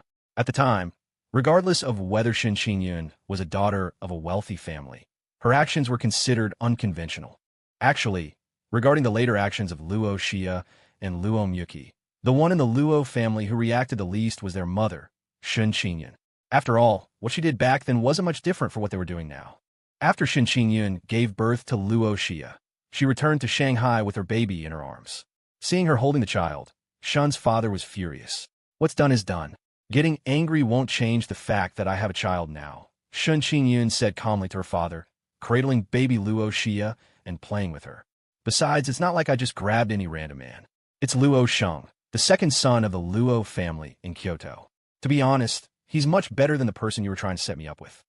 No matter how much her parents tried to persuade her, Shen Qingyun refused to back down. In her view, she had found the person she loved, and their family background was just as good as the Shen family's. But the matter became a huge scandal. The eldest daughter of the Shen family being pregnant out of wedlock was a slap in the face to her fiancé's family. The news spread throughout the upper circles of Shanghai. Shen Qingyun didn't regret it. Since she was little, she had always listened to her parents' arrangements. She even considered marrying her fiancé, whom she had no feelings for, and just living her life like that. But she had met Luo Sheng. Her love for Luo Sheng, her unwillingness toward her arranged marriage, and her dissatisfaction with her parents' insistence made Shen Qingyun, whose personality was already somewhat stubborn, become increasingly extreme. It was no wonder, since her father was a stubborn person, which was why Shen Qingyun had such a headache regarding the marriage arrangement. In the end, Shen Qingyun broke off ties with her family. She handed over the Shen family business that she had carefully managed and returned to Kyoto with Luo Xia. Unexpectedly, as soon as she got off the plane, she saw Luo Sheng waiting for her at the airport. Luo Sheng was not in good shape. His eyes were red, his beard was unshaven, and he smelled of alcohol. Shen Qingyun was surprised to see Luo Sheng, who immediately hugged her and the child. Are you crazy? You kept such a big thing from me. As businessmen, even if the Luo and Shen families didn't have much interaction, the Luo family had business partners in Shanghai. Through them, Luo Sheng learned that Shen Qingyun was not only pregnant out of wedlock, but had also broken off ties with her family. More importantly, he had been searching for her ever since she disappeared, but she seemed to have vanished into thin air. Luo Sheng wasn't Mo Xian, who had no one to rely on. When Luo Xia and Luo Myuki went missing, Mo Xian couldn't do anything. Besides asking around at school, he even went to the Luo Corporation, but as an ordinary college student, how could they tell him anything? Luo Sheng, on the other hand, had money and connections, but he searched for a long time without success, which made him very depressed. Oh dear, but I'm back now, aren't I? Shen Qingyun smiled apologetically. Look, this is your daughter. The following events were very smooth. Even though Shen Qingyun had broken off ties with her family, she was still the eldest daughter of the Shen family. The Luo family's matriarch personally contacted the Shen family. No one knew how they negotiated, but although Shen Qingyun no longer managed the Shen family's business in Kyoto, she still received dividends every year, and she still made decisions on some projects. Shen Qingyun married Luo Sheng as she wished, and then gave birth to their second daughter, Luo Myuki. After getting married, Luo Sheng remained busy with business, and Shen Qingyun, feeling sorry for her husband, took the initiative to share his burden. In her view, the Luo Xia and Luo Myuki, born into a family like the Luos, would not be lacking in any material things. Someone would take care of the children, and they would have the best of everything. She could spend more time with her husband and support his career. But she neglected the importance of parental companionship, which was sometimes more important than a superior material life. This led to Luo Xia and Luo Myuki developing an extremely strong dependence on Imo Xian later on. And in some ways, she did influence her daughters. Are you worried about Imo Xian? Shen Qingyun was startled by Luo Shang's words after they had sent their daughters to the airport and returned home. How can I not be worried? Luo Shang gave his wife a meaningful look. Haven't you ever been worried? The poor kid has terrible parents, and his grandmother passed away. Are you okay? Xia and Myuki treat him like the apple of their eye. Shen Qingyun found it funny. Look at what your daughters have done for him, and you're still worried about him? I checked.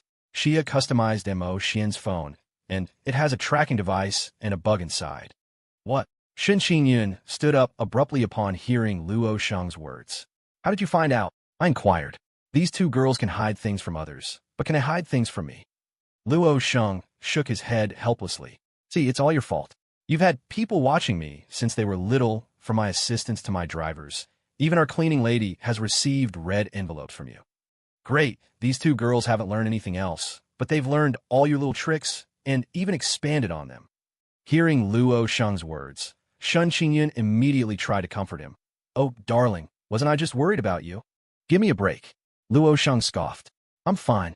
We've been married for so many years. Although you're a bit controlling, I've accepted it. But think about Imo Xian. He has to face both of our daughters at once. I don't even want to imagine what else they've done. Indeed. Shen Qingyun thought thoughtfully. Honey, where did Xia and Myuki customize that phone? It was at. Luo Shang was about to blurt it out, but then he realized something was wrong and looked at Shen Qingyun. What are you planning to do? Oh, I've also deeply reflected on my own problems. It's not appropriate to have people watching you all the time. Shen Qingyun said seriously. Look, I'll customize one for you too, so I don't have to keep giving red envelopes to the people around you all the time, right? In your dreams, Shen Qingyun. I'm talking about Imo Xian's problem. I'm also talking about Imo Xian's problem. Isn't that the phone Imo Xian is using?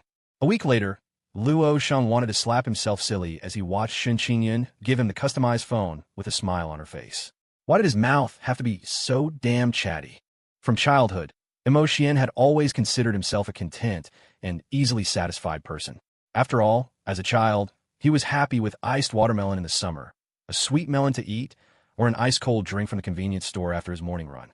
Although he'd forgotten those 2 years of memories, according to Luo Xia and Luo Myuki's descriptions of him, he hadn't changed much. So whenever he thought about how he actually had 2 wives, Imo Xian's only thought was, this is a sin, truly a sin. It wasn't that he was ungrateful after getting a good deal. It was just that these sisters came up with too many new tricks every day. He was either being manipulated or on the road to being manipulated. More importantly, these mothers of his children were 2 top-tier, jealous women. When they first moved into the seaside villa, it was the first time Imo Xian had ever truly lived by the sea, and he couldn't help but feel a sense of novelty. Of course, he didn't have to worry about anything. The sisters had hired a cleaning company that had already prepared everything before they arrived, and Aunt Hui had sent people over to supervise things long ago. Okay, go ahead, but don't go too far, Luo Xia said to Imo Xian with a smile. Oh, right, there's an ice cream shop nearby. I checked, and their ice cream is delicious. Remember to bring some back. Okay, I got it. I'll be back in a bit, Imo Xian said, turning and heading out the door. Over there, Luo Xia and Luo Myuki exchanged a look and then tacitly took out a tablet and connected to Bluetooth headphones. Their new home was very close to the beach. It wasn't exactly a tourist attraction, but the scenery was truly beautiful and relatively quiet. It was mostly nearby residents who came here to swim or sunbathe. Sometimes Imo Xian felt like it wasn't real. He inexplicably had 2 children, and then the mothers of his children not only came from prominent families, but had actually known him for a long time. While he was lost in thought, a blonde-haired, blue-eyed, and sexy white girl walked over and greeted Imo Xian in English in a very friendly manner. Hello, sir. May I ask, are you Chinese? Imo Xian was taken aback for a moment, then nodded. The white girl seemed very surprised, and then said in somewhat broken Mandarin, I'm Alice. I'm majoring in Chinese. I want to ask you, is my level okay right now? Imo Xian really wanted to laugh when he heard her awkward Mandarin, but he could sense that the girl was very sincere, So, Mo Xian said very politely, well, just practice a little more. The white girl seemed very happy to hear that, and then told Mo Xian that she was actually dating a Chinese student and wanted to return to China with him. She had been secretly learning Chinese for a long time and wanted to give him a surprise, but she had never been confident. No, you speak very well, Mo Xian said with a smile. It's okay, take your time. The girl thanked Mo Xian. Throughout their conversation, the two of them not only communicated normally, but even maintained a distance. Mo Xian even adhered to the principle that he already had wives and looked down at the ground or up at the sky. After that girl left, Mo Xian walked along the beach for a while longer. When he went home, he passed by the ice cream shop that Luo Xia had told him about and bought some ice cream to take back. Brother, you're back? As soon as he entered the door, he was greeted by Luo Myuki, who had come to welcome him. But this voice was not only sarcastic, but also sounded like she was imitating a foreigner speaking Mandarin. Are you okay, Myuki? Mo Xian looked at her awkwardly. Why was this girl suddenly speaking nonsense? I'm fine, brother. Look at my grammar. Is there anything wrong? Luo Myuki continued to speak to him in this strange accent while pulling on Mo Xian and acting spoiled. Mo Xian was a little dazed. What is all this nonsense? Myuki, stop it. Luo Xia walked out of the living room. Didn't you see that Xiao Xian bought ice cream? Help put it in the refrigerator first, otherwise it will melt later. Luo Myuki pinched Mo Xian's arm hard, then took the bag of ice cream and left. Mo Xian rubbed his arm and asked Luo Xia, what's wrong with her? Why does it feel like Myuki is mad at me? I don't know. As soon as Luo Xia opened her mouth, it was the exact same sarcastic, foreign-accented Mandarin pronunciation as Luo Myuki. Mo Xian almost spat out a mouthful of blood. After thinking about it, Mo Xian suddenly felt that something was wrong. He had talked to a white girl who could speak Chinese, but how did they know? Xia, first of all, I did talk to a girl, but I don't think that's the point. The point is, are you guys stalking me? The more Mo Xian thought about it, the more he felt that something was wrong. Otherwise, why are you two being so sarcastic? Oh, so you think you're not wrong? Luo Xia looked back at Mo Xian, her smile a little dangerous. So our man can just talk to other girls? And he actually thinks he did the right thing? No, the problem is I didn't say anything. Mo Xian wanted to argue, but Luo Xia suddenly grabbed his collar and kissed him hard on the lips. He tasted blood in his mouth. Luo Xia seemed to be gnawing, greedy, savage, and fierce. Xiao Xian, you belong to me and Myuki. You're not allowed to talk to other women. Luo Xia wrapped her arms around his neck, her dangerous and morbid gaze fixed on Mo Xian like a poisonous snake. This time, I'll let it go, but there can't be a next time, understand? Okay, I understand. Mo Xian reluctantly agreed, but then he realized that something was still wrong. How did they know he had talked to someone else? And thinking back to when they were still in Kyoto, there was a period of time when these two sisters could almost always find him right on time, even if he hadn't told them where he was. Xia, tell me, did you and Myuki put something on me? Mo Xian asked as he subconsciously groped around his body. Like a listening device or something? Oh, Xiao Xian, what are you saying? Luo Xia immediately became gentle again, even a little ingratiating. We didn't put anything on you. I promise there's absolutely nothing on you. It's my phone, right? Oh, right, you gave me this phone, and it's a custom-made phone. Oh, isn't it just because we were worried about you? Luo Xia raised her head, her beautiful peach blossom eyes looking at him with tears in them. Xiao Xian, look, we lost you for so long. What if you get lost again? Myuki and I would go crazy. Mo Xian looked at her helplessly, then looked at Luo Myuki, who had finished putting away the ice cream and was standing at the door looking just as pitiful. He sighed and could only say helplessly, you don't have to go to so much trouble. Don't do this again in the future. Didn't I say that I won't leave you again? After returning to Kyoto from abroad to accompany Luo Xia and Luo Myuki during their pregnancy, Luo Tianfei insisted on having dinner with him. The first thing Luo Tianfei said when he saw Mo Xian was, brother-in-law, how did you endure it? Mo Xian thought about it, then smiled and said, I just endured it like this. It was nothing more than having a GPS and listening devices in his phone. It was nothing more than these sisters staring at him, even if they didn't follow him wherever he went. Actually, I wasn't used to it first, but Mo Xian smiled helplessly. I slowly got used to it over time. Actually, they don't want much. They just don't have a sense of security. So what if they were Yanderus? If it weren't for him, they wouldn't be like this. If it weren't for them, he would really be alone and have nothing. So why should he worry about these small things? Of course, for Mo Xian, being with these two sisters had its share of headaches. Most people get a few days off each month, but not him. They only have to deal with one wife, but he has to deal with two. Grandpa Zhang favored him not only because he learned quickly, but also because Mo Xian's physical talent was truly outstanding, the type who could excel in other athletic endeavors even without martial arts training. But no matter how good his physique was, it couldn't withstand two Yandras in his own home, could it? And who knew when or why Luo Xia and Luo Miyuki would act up? The most exaggerated thing was that sometimes he had to face them both at the same time. Thankfully, Mo Xian's physical condition was truly good. And even after going abroad, he still had to drink a bowl of Chinese medicine every morning that he still found hard to swallow. I say, haven't we moved abroad for almost half a year? Mo Xian's face was even more bitter than the medicine, and he couldn't help but sigh as he looked at the bowl. How is there still more? Is this an unlimited refill? Brother, don't worry. Even if it runs out, Uncle Zheng will arrange for it to be airlifted to us from China, Luo Miyuki said with a smile, intentionally pushing the bowl of medicine closer to Mo Xian. Don't worry about these things. Drink the medicine, brother. It's good for your health. Is it really good for my health? I'm too embarrassed to call you out. That's not right. I haven't seen any medicinal ingredients, and I haven't seen you guys decocting medicine either. Mo Xian still felt that something was off. Oh, Sister Hui and the others came too, didn't they? So many people.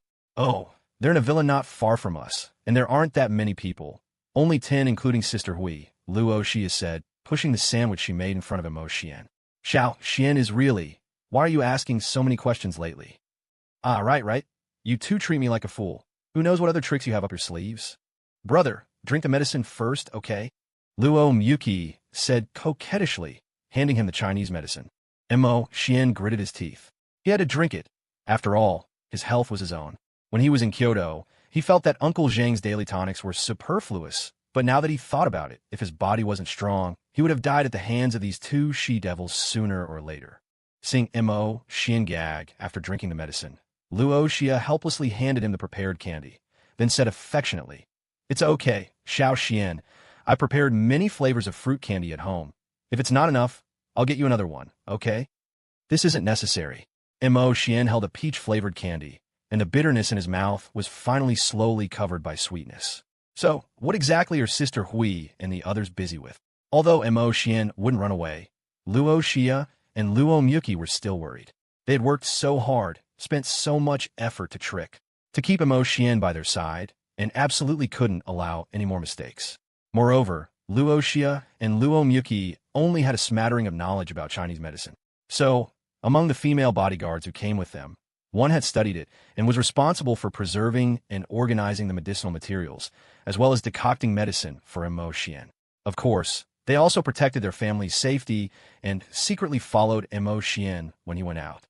Although there were surveillance and location tracking, they still had to keep an eye on him.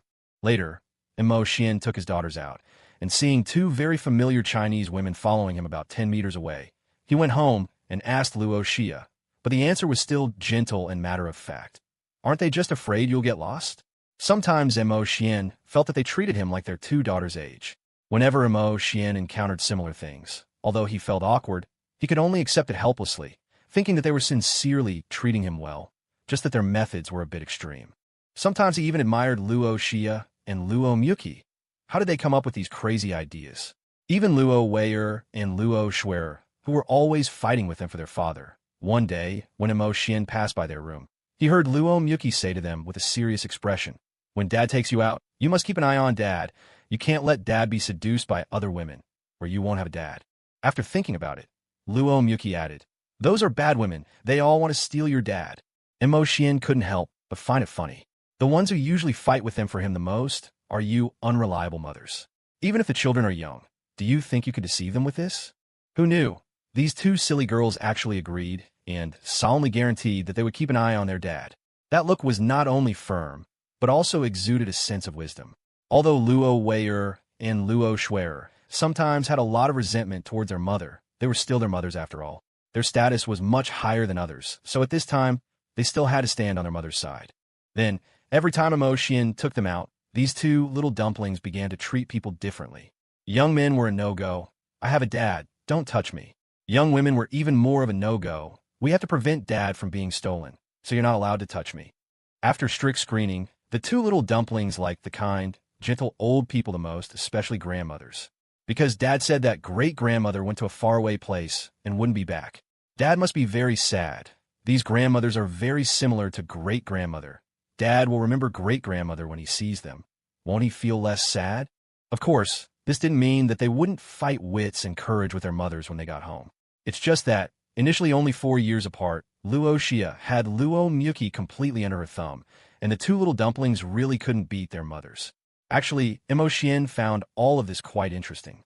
Once, after being intimate with Luo Xia, Mo Xian couldn't help but ask, Xia, actually when we went abroad, you and Miyuki teased me, drugged me. I thought you didn't want to bring Wei and Shui out. Silly talk. Luo Xia slowly lay on Mo Xian's chest, looking at him sideways, her face satisfied and lazy. There are daughters. Miyuki and I lacked parental companionship in the past. Although I hope to be alone with you, I'll never get tired of it. But what I've experienced, I can't let my daughters experience it again. So, even if I'm unwilling sometimes, I still hope you can participate in every stage of our daughter's growth. What Miyuki and I didn't have, I can't let Wei and Shui not have either. Then what's the difference between me and my parents? Luo Xia and Luo Miyuki's love for Mo Xian was very twisted, but the children were originally conceived by scheming against Mo Xian. They still used the same methods as their mother, although it was more effective against Mo Xian than against their father. Luo Xia's initial intention in asking Mo Xian to take care of the two children was impure, but she didn't want her and Miyuki's children to lack parental love and companionship like they did in the past. They loved Mo Xian too much to give too much love to their daughters, so they let Mo Xian, the father, love them more, and they would love him enough. Of course, that's what they said, but Luo Xia and Luo Miyuki would still not be ambiguous when it came snatching him. Thank you, Xia. Mo Xian gently embraced Luo Xia, about to say a few words from his heart, but unexpectedly met Luo Xia's eyes full of desire and madness. In her sleep, Luo Wei suddenly woke up, mumbled to herself in a daze, then fell back to sleep. I think someone was calling for help just now. The seemingly uneventful, yet secretly tense and exciting life abroad continued for Mo Xian. He didn't expect they would be returning to China so soon. It was quite sudden. Luo Tian called to tell them that the Shun family in Shanghai wanted them to come back. Old Master Shun Qingyin's father, was celebrating his birthday, and he wanted to meet Lo Wei and Luo Shui, whom he had never seen. Your second uncle told me, don't force yourselves if you don't want to go, Luo Shui said, with the speakerphone on while she was talking to Luo Tian. Mo Xian, who was coding, and Luo Miyuki, who was reading beside him, could both hear. Luo Shui frowned. She didn't really want to go. Her relationship with the Shun family wasn't close. Her maternal grandparents had only met them after Mo Xian was injured, and at that time, Luo Shui and Luo Miyuki were in a bad mood, and they didn't know how to interact with their two granddaughters. Even when they lived together, Luo Shui and Luo Miyuki were unhappy and didn't like to talk. Old Master Shun and his wife didn't know their preferences or how to comfort them, so they just greeted them when they met. During that time, they didn't do anything special, but they still sent the two sisters a lot of expensive gifts. They didn't know how to face them emotionally, so they could only compensate them materially. Luo Shui wasn't hostile to them, but she really didn't know how to get along with them. Let's go, we've been here for a while, Mo Xian said softly, looking up at Luo Shui. Didn't we say we were going to travel? We can go back and visit before we go. Luo Shui nodded and then said to Luo Tian, Okay, cousin, I'll arrange to return to China as soon as possible. Will my parents be going? Probably, but I won't be going. If you have time, come back to Kyoto to visit. If you're busy, don't bother. That's settled then. Before Luo Shui could answer, Luo Tian hung up the phone in a hurry. He was just being polite when he asked them to return to Kyoto. He was secretly hoping that these two wouldn't come back. You tell them to come back. Why are you hanging up so quickly? Louis looked at him, puzzled. Your cousins and their husbands have settled abroad and haven't been back for so long. Why are you so unenthusiastic? Enthusiastic? Are you kidding me? They get along so well with you, their sister-in-law, but you don't mention a word about how they torment me. Luo Tian complained in his heart, but he didn't dare to say a word out loud. Why did you suddenly agree to go back? Luo Shui didn't expect Mo Xian to agree, and Mo Xian sighed and said, After all, they are Wei and Shui's great-grandparents. They haven't seen them for so long. It wouldn't be right not to go if they really want to see them. After all, his grandmother was very close to Luo Wei and Luo Shui, and the Shin family had hinted more than once that they wanted to see the two children, but Luo Shiya and Luo Miyuki had never agreed. The family was planning to travel anyway, so they might as well visit the old folks if they wanted to see them. Besides, the past events didn't have much to do with them. There wasn't much to prepare. They booked their tickets, packed their luggage, and only Hui Jie brought 3 people with her. The family soon boarded a plane to Shanghai. In the past, Imo Xian always thought of himself as someone who hated trouble. He even thought that he might never leave Kyoto in his entire life. On the plane, Luo Shiya and Luo Miyuki were curious about the reason for Imo Xian's thoughts. In the past, it was because of school. Then it was because I felt like it was all the same wherever I went. And then it was because... Imo Xian smiled. Because I have you and the children now. My identity is different. At first, I put all my energy into the children, and then I was captivated by you 2 sisters. Wherever you go, I go. Imo Xian wasn't enthusiastic about traveling. Everyone has the idea of seeing different scenery, but Imo Xian didn't. It wasn't until he was with Luo Shiya and Luo Miyuki that Imo Xian knew why, because he was actually very lonely in the past. His grandmother was old, and her health wasn't good. The only person who could share with him couldn't go with him. And after he was with Su Yanran preferred to be with her family. In fact, after graduating from high school, Imo Xian thought about going to the sea with Su Yanran, or going somewhere else together. But when Su Yanran started to get involved with Imo Jinping, Imo Xian never had that idea again. He could see different scenery by himself, but he, who lacked love, hoped to see it with someone he cared about, to imprint it in his mind and become a memory to reminisce about in the future. He was very grateful that he found them, even double. After getting off the plane, the Shin family arranged for someone to pick them up and take them back to the Shun family villa, but Luo Shiya refused, only asking the person to take them to a hotel. The Shin staff didn't dare to make their own decisions and called Shin Qingyan. Shin Qingyan was silent for a while, then smiled bitterly and said, "Listen to my daughter, arrange the best hotel for them." The Shin staff was very efficient, arranging for them to stay in a luxury suite in a 5-star hotel in Shanghai. "I'm going to buy some food, okay?" Imo Xian looked at Luo Weier and Luo Shuer, who were dozing off in his arms. "Buy some snacks just to pass the time. Should I go with you?" Luo Shiya looked at Luo Miyuki, who was also tired. "I've let Hui Jie and the others go to rest first. Let Miyuki and the daughters rest well." When they arrived at a nearby large supermarket, they saw a boy and a girl arguing about something. "Oh, because I don't know what they look like, I just use their avatars. Just imagine it yourself." "No, don't listen to their nonsense. They're all rumors."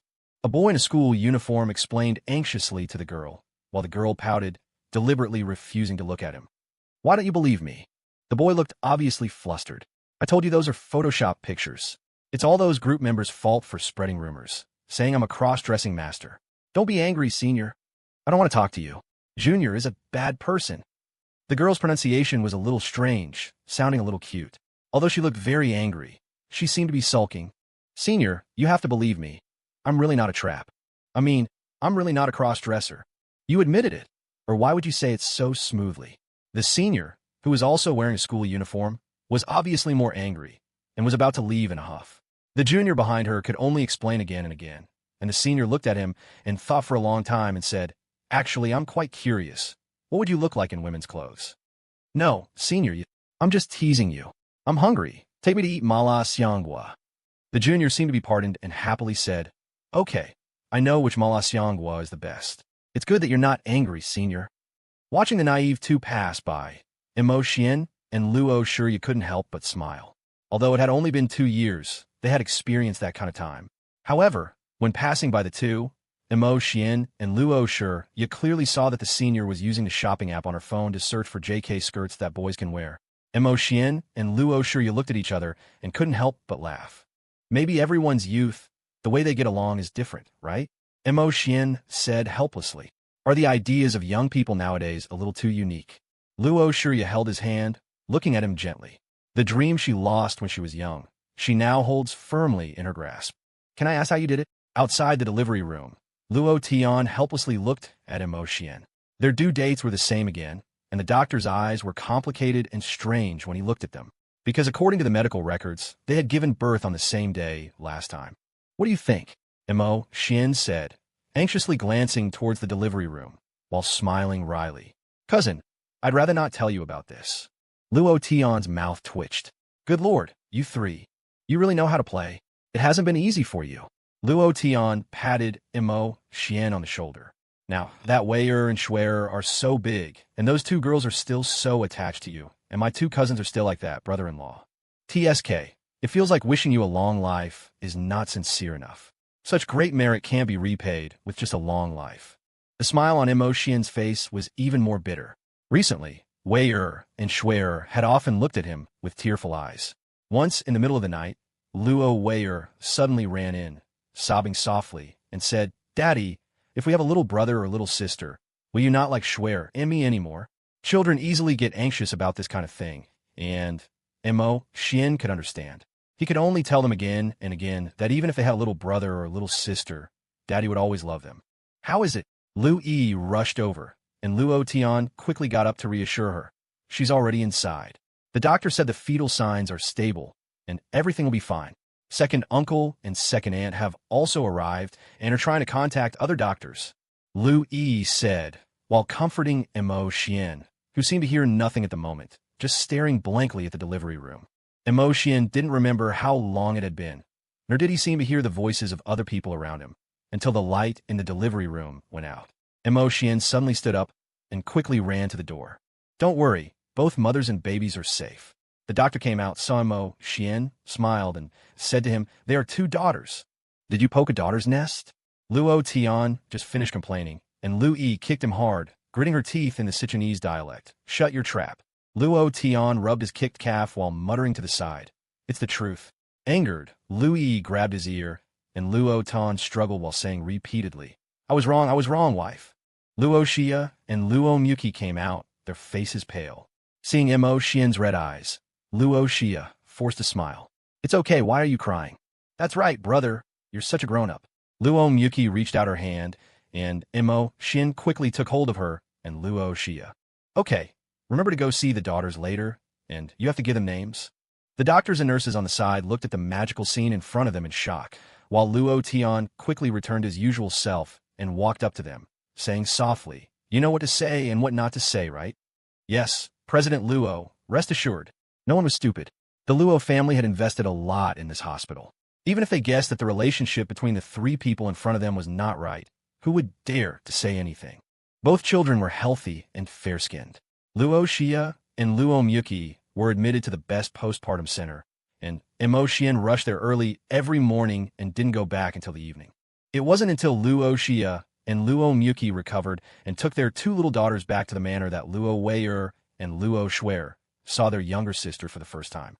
This time, Luo Xia gave birth to the third daughter first, named Luo Jing'e, while Luo Muki gave birth to the younger daughter named Luo Ling. Watching the two little bundles of joy sleeping soundly in their father's arms, Luo Weier and Luo Schwer felt inexplicably angry.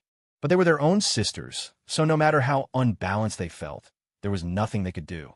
They could only sit aside, pouting like two little pufferfish. "What's wrong, Weier Schwer?" Mo Xian saw the two older girls sulking on the side and couldn't help but find it a little funny. "Aren't you going to see your sisters?" Luo Xia and Luo Muki on the side looked at their daughters with a sense of schadenfreude. Usually, they relied on being his daughters and having a death-defying immunity, and sometimes they deliberately provoked them. When they wanted to teach them a lesson, they ran behind their father and pretended to be pitiful, and Mo Xian always protected them, making it impossible for them to lose their temper. Now, even smaller ones had come. Weren't they dumbfounded? But Luo Xia and Luo Muki had learned their lesson this time and must not repeat the mistakes of the past with these two rebellious daughters.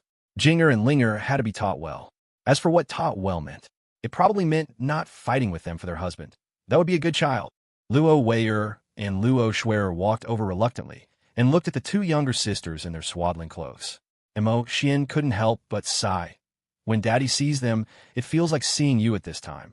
Back then, you and Weier were also this big, exactly like your sisters. Back then, I remember you were also like this, letting Daddy hold you in his arms. Mo Xian looked at the two of them gently. At that time, it was also like this, small and obedient, lying in Daddy's arms sleeping. Speaking of this, Luo Xia and Luo Muki couldn't help but twitch. Back then, when these two older ones were a few months old, things started to go a little wrong. They wouldn't let anyone else coax them to sleep at night, and their cries could lift the roof off the house. But as soon as Mo Xian held them, they would immediately quiet down. Sister, do you think some personality traits can be inherited? Luo Miyuki said softly to Luo Xia. Back then, I remember Wei and Shui only recognized their brother when they couldn't even speak. Probably not. Of course, they were clearly not the ones who felt the deepest about whether or not it could be inherited, because the one who felt the deepest was Mo Xian. It was okay at first. Uncle Zheng hired experienced nannies to take care of them, but then it started to get a little out of control.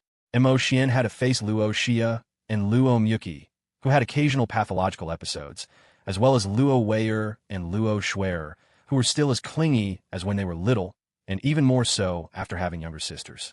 Then, unsurprisingly, Luo Jing'er and Luo Ling'er slowly began to learn the routines of their older sisters, and even went further. They would cry if they didn't see Mo Xian, and they would immediately smile when they saw Mo Xian. They would listen if Mo Xian coaxed them to sleep, but anyone else would be met with tears. When Luo Tian and Lu Yi came to visit with tonics and gifts, they almost thought they had gone to the wrong place. Mo Xian was carrying 2 little daughters in baby carriers on his chest and back, while also having to coax the 2 older daughters and occasionally soothe the 2 older ones. Seriously, what are you 2 joining in on? Luo Tian couldn't stand it anymore and complained to his 2 cousins. Instead of helping to take care of the children, you're jealous of them. You too. Before Luo Tian could finish speaking, he immediately shut his mouth. Luo Xia and Luo Miyuki just glanced at him, and at that moment, Luo Tian finally remembered the fear of being dominated by these 2 crazy cousins in the past. Looks like they haven't fully recovered yet. While Mo Xian was coaxing the 2 little ones to sleep, and Luo Xia and Luo Miyuki took them over and carried them upstairs, Luo Tian whispered to Lu Yi. They clearly got what they wanted, so why do I feel like they're still the same as before? Hearing Luo Tian's words, Lu Yi could only smile wryly and shake her head. Their problems were actually not that important anymore. Just look at this family of 7. Who knows what will happen in the future? And look at Mo Xian running around. Lu Yi looked at Luo Tian and said, I suddenly understand why you want your cousin-in-law to live a long life so much. If something bad happened to him, Mo Xian, with the women in his family in this state. Ah, the capable work harder, and the wise worry more. Cousin-in-law, I'm leaving it all to you. Lu Yi thought extremely irresponsibly, because they really couldn't help at all. Alice never expected to see that tall, handsome Hua countryman in her own country. And what was more, he was with 4 children. It wasn't even the first time Alice had run into Mo Xian. She'd bumped into him more than once abroad, either with 2 adorable daughters, or with 2 very similar-looking and beautiful women. Unlike others, Alice always felt they had their own story. Although curious about their relationship, she figured it was their business and none of her concern. Besides, if she looked too long, those 2 beautiful women would give her extremely dangerous looks. If she had to describe how it made her feel, it was like being a rabbit targeted by a wolf, an almost instinctive sense of danger. This time, she was preparing to settle down in Hua country with her boyfriend, interviewing for a job at Luo's corporation. Inadvertently, she saw Mo Xian like a kangaroo mother carrying 2 babies and holding the hands of 2 little girls, also at Luo's. What surprised her even more was that he entered and exited Luo's as if it were his own home. Every employee treated him with utmost respect. How could they not be respectful? A new intern who didn't know any better tried to stop him once, and the president's office personally fired him. Hearing Alice's question, her boyfriend couldn't help but say with lingering fear, rumor has it that the president values him immensely. We lower-level employees only know that his identity is special. The Luo's management might know more, but they keep their mouths shut and don't allow any gossip about him. So don't ask. Then, is he here to see President Luo? No, he should be here to see the president's sister. Alice's boyfriend thought for a moment.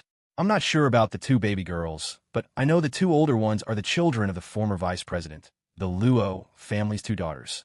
Nobody ever knew who their father was. People say all 4 children are this man's, but that's too far-fetched. No one wants to believe it. Alice was inclined to believe it, because she had seen those 2 very beautiful women, but at the time she didn't know they were actually the future president of her company's sister, the former vice president. Sometimes the world is really small, Alice always thought. In fact, for Mo Xian and them, it was the same. Because the world is small, they met, knew each other, and in the end, even if they drifted apart, they would reunite. After Luo Xia and Luo Miyuki finished their confinement, Luo Tian begged them to come back to the company to help for a while, and the sisters agreed. I can't help it. There are several projects that need to be followed up on, and I don't trust the people below. Just help me get through this period, and everything will be fine once the projects are stable. Luo Tian had no choice. Luo's domestic business was stable, but there were many problems with the overseas market. Unfortunately, his two younger sisters and their husband had directly retired abroad. If it weren't for the special circumstances, he really wouldn't want to trouble Luo Xia and Luo Muki, who had just finished their confinement. Originally, Luo Xia and Luo Muki wanted to go back after their confinement, but after thinking about it, they agreed. As for Mo Xian's life now, it was actually quite comfortable. Every day, he would take Luo Wire and Luo Shuer to kindergarten, and then come home to take care of Luo Jing'er and Luo Ling. As for bringing the whole family, it was because Luo Xia suddenly called and said she had an emergency, but the two older daughters insisted on coming along, and the two younger daughters were crying and making a fuss. In the end, Mo Xian had no choice. After arming himself fully, he took the 4 children to the company. So, your emergency is to do this, right? Mo Xian was completely speechless, being hugged by Luo Xia and Luo Muki one after the other, completely unable to break free. As for the 4 children, they had already been taken out to be taken care of by people arranged by Sister Hui. Aren't you too bored? Mo Xian couldn't help but say this time. Can't you go home? Can't you say this when you get home? I'm not going to run away. Work is too tiring. I haven't seen you for several hours. That's right, brother. At least we are now considered to be earning money to support the family. Can't you satisfy this little request of ours? Mo Xian. Makes sense, he was actually speechless. In fact, it wasn't that Mo Xian didn't have ambition. He had mentioned more than once about starting his own business or staying in the country to work at Rongxing. Not to say whether he could be worthy of their sister's wealth. At least he wouldn't be too embarrassed. But this was obviously impossible. These 2 sisters were too rich and didn't need Mo Xian to go out to work and start a business at all. And more importantly, Mo Xian had done this before. Before he went abroad, Mo Xian wanted to use the money he exchanged shares from Mo Qingqing to make some investments. As a result, without exception, everything died in the womb because he couldn't bypass the Luo family at all. Before, Mo Xian didn't know why, but later he learned that Luo Xia and Luo Muki had been trying to stop him. Although he still retained his job at Rongxing, Mo Xian now felt that there was nothing wrong with being called a kept man by a rich woman. In fact, Luo Xia and Luo Muki had never said this before. They didn't care at all whether Mo Xian could make money or how much money he could make. They could earn it. The reason for saying this was not to accuse Mo Xian of anything, but to take the opportunity to stick to him more. Mo Xian also knew their real thoughts and had become accustomed to their intermittent sickness for so long, so he had only become accustomed to it. After being hugged like a large teddy bear by the sisters for a long time, Luo Xia and Luo Muki let go. Luo Muki happily said, "Charging complete, I can work again." Mo Xian. So what am I? A power bank. Mo Xian reached out and rubbed Luo Muki's head. Forget it. Can I trouble Sister Hui to help take care of Jing'er and Linga? I'll take Wire and Shuer out to buy you something to eat. In fact, he didn't need to bring them, but I'm sorry, Mr. Mo. Sister Hui said helplessly. It's just that the 2 young ladies are both, well, too difficult to coax. It's okay. I guess it would be the result. Mo Xian didn't care, feeling the coldness coming from behind. Mo Xian could only smile wryly and look back. I'll just take them for a walk. I'll be back in a while. So can you 2 be normal? Luo Xia and Luo Muki slowly became more normal. Luo Xia said innocently, "How could Xiao Xian think like this? I know it's hard for you to take care of the children. How could I be angry? Xia, we've been together for so long, there's really no need to hide some things from me." Mo Xian was too lazy to complain about them. Not to mention other women, they were jealous of their own children. In the past, he always thought he was entangled by some dirty things and the temperature around him would drop inexplicably. There were no dirty things, but there were yanderas, and there were 2 of them. But Mo Xian had already figured it out, as long as he followed them. In fact, Mo Xian also thought about resisting, and always felt that they were sometimes making a fuss, until one day he saw some documents saved in Luo Xia's tablet. The impact of hypnotic depth on the brain, hypnotic drugs, and human tolerance, detailed interpretation and annotation of psychological suggestion. Well, after so long, these 3 axes have not only not been put down, but they also plan to strengthen them. It's just insecurity. One must be like this. Mo Xian comforted himself while taking his daughters out of the Luo's building. Because of a sudden meeting, Livia Lo and Monica Lo both had to attend. Luckily, the meeting wasn't too long, but when they came out, Mo Xian still hadn't returned. Just as she was about to look for her tablet, Huijia walked into the office and told them, "Mr." Mo took the two little misses to a snack street. Huijia was afraid they wouldn't believe her, so she took out her phone to show them the photos. As for where the photos came from, she had sent someone to follow Mo Xian and take them. The reason was obvious. In the photos, Livia and Scarlett were happily eating lamb skewers, with milk tea and various fried skewers and pastries on the small wooden table in front of them. Those two little brats. Monica almost laughed with exasperation. I knew as soon as they went out, they'd pester their brother to buy them food. I told you he shouldn't carry money, right? Livia said, displeased. Thinking he's taking care of the kids every day and picking them up, I transferred money to his card. Huijia almost couldn't help but laugh when she heard Livia's words. Miss, what you're saying is just too much. Mr. Mo is a perfectly capable man who originally had so much savings, and you took it all away. And usually when he goes out, not to mention no money in his pocket, he can't even transfer a dime from his phone. Usually, if he wants to buy something, you either pay for it yourselves or give him just the right amount. Of course, you really do care about him. Although you don't give him money, the two of you have never been stingy when it comes to spending money on Mo Xian. You're even afraid you're not giving him enough. You're just afraid he'll save money and run away, even though he wouldn't. But the problem is, you two should at least leave him some money, even just enough pocket money for emergencies. Huijia couldn't stand it before, but she knew their tempers too well and could only hint at them indirectly. As a result, Monica, being so clever, simply pretended not to understand. Livia, on the other hand, looked completely unconcerned. He just needs to stay with us. We won't let him be without money in this lifetime. Huijia suddenly felt that communicating this issue with them was a mistake. As for Mo Xian, he originally just wanted to take his two daughters out for a walk and buy some takeout for his two wives. He didn't drive. However, staff from Snack Street were handing out flyers nearby, and Livia and Scarlett insisted on dragging Mo Xian to go. Daddy, let's go play here. Livia pointed to the flyers she had received. It looks like there's a lot of good food to eat. Scarlett didn't speak, but her bright, pleading eyes looked at Mo Xian. You two little gluttons. Mo Xian pinched their little faces. Then Daddy will go get the car and take you there, okay? Letting his two daughters be happy there would be good. Recently, he had been constantly managing the two little ones. The older daughters hadn't said anything, but he could still feel that they were unhappy. It might also be a good idea to pack some food for those two unreliable mothers. Taking his two daughters to the snack street. To be honest, this family of three was a bit too eye-catching. A young and handsome dad with two cute and beautiful daughters. Many people couldn't help but take a second look. However, Livia and Scarlett's expressions were a little unfriendly. These two little jealous spots remembered their mother's words at this time, to guard against bad women trying to steal their dad. So when a few girls wanted to come up and chat, they gave up after seeing the two little girls' cold, gloomy faces. No matter how good-looking a man is, he has a family, and the daughters look very difficult to deal with. But how long could children hold out? There is so much food here with all sorts of aromas wafting around, and all kinds of quirky snacks. Daddy, I want to eat that. Scarlett pointed to a stall selling fried skewers. Sister, let's eat that, okay?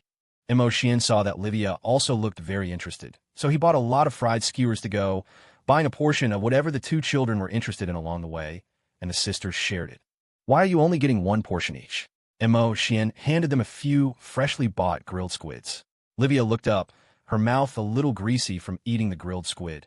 If Scarlett and I share one portion, we'll have room in our stomachs to eat other things. Well, it has to be said, these two kids are pretty smart at this time. Mo Xian also admired these two girls. They had eaten so much, and they still wanted to drink milk tea. Finally, when they saw a place specializing in lamb skewers, they clamored to eat them. Daddy isn't afraid of you eating, but you've eaten too much, haven't you? Mo Xian shook his head with a wry smile. I've been feeling that you two have had good appetites recently. That's right, it's the time for you to grow. Because we're tired, we have to practice martial arts with Daddy. Before Livia could finish speaking, Mo Xian quickly covered her mouth, shaking his head vigorously. Just kidding, his phone has listening and location tracking. If Livia and Monica find out that he's been secretly teaching them martial arts at home while they're at work, that would be terrible.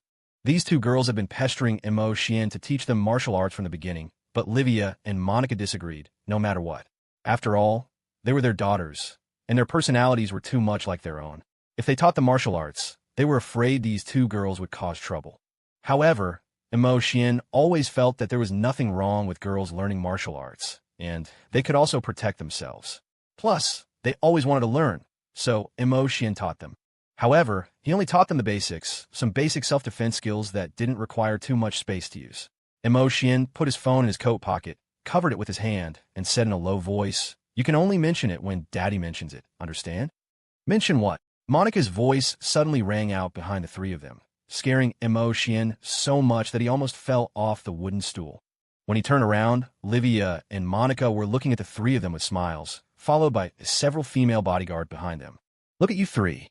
Livia sighed helplessly, took a tissue from Huijia, and walked over to wipe the children's mouths. "Sorry, I was going to tell you, but I thought it was just taking the kids out. It wasn't a big deal." Mo Xian really only thought it was a small matter. He always took his two daughters out to play when he was abroad, and they weren't this nervous. Of course, he probably forgot that the little money he had in his hands at the time was probably only enough to buy the children some snacks. Now it's different. Livia had transferred a lot of money to his card. These two sisters didn't pay attention for a while, and because they hadn't worked for too long, their attention was focused on work.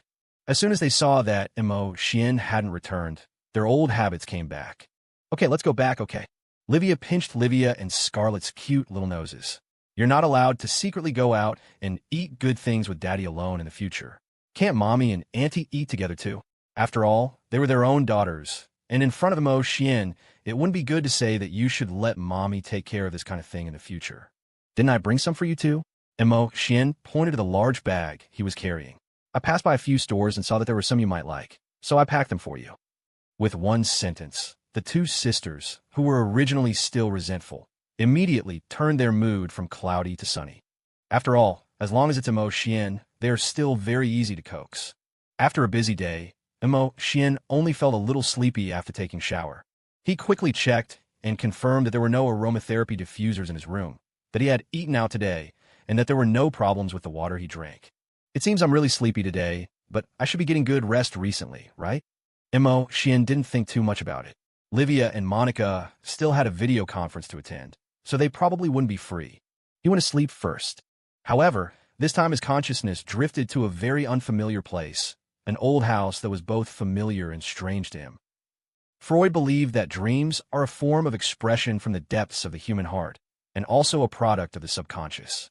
As for Mo Xian, the deepest secret hidden in his subconscious was the memory he had forgotten. Luo Xia once took him for a very detailed examination. The doctor said that his memory nerves were actually slowly recovering, but recovery was one thing, and when the memory would recover was another. In the past, whenever he remembered something, it was as if he was covered by a mist, and he couldn't see or hear anything. But now this feeling is very strange to Mo Xian. He is like a person who suddenly attaches himself to someone else, able to see and hear, but unable to do anything, only following the slowly emerging memories, like a puppet in a puppet show, being manipulated forward. "Brother."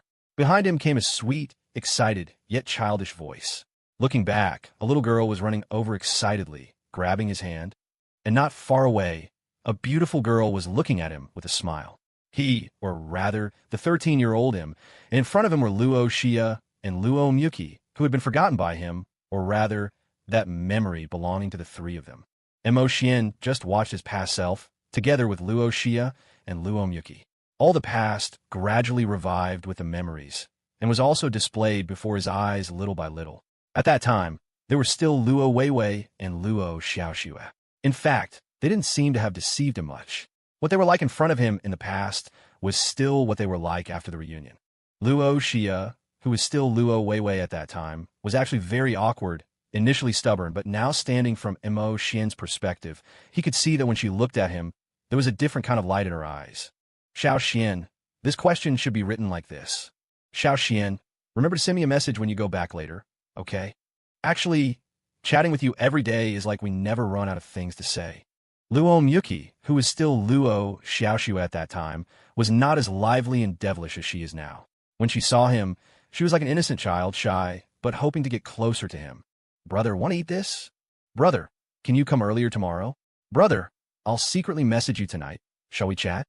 He now remembered that he not only had to chat with them in the group of three, but also had to constantly reply to them in their private chats. Mo Xian wanted to laugh. How could he forget that they had already shown their possessiveness at that time? Luo Xia checked his phone every day like clockwork under the guise of letting him study with peace of mind. Luo Miyuki, while doing her homework, pretended to be casual, trying to get him to reveal if he had any contact with other girls.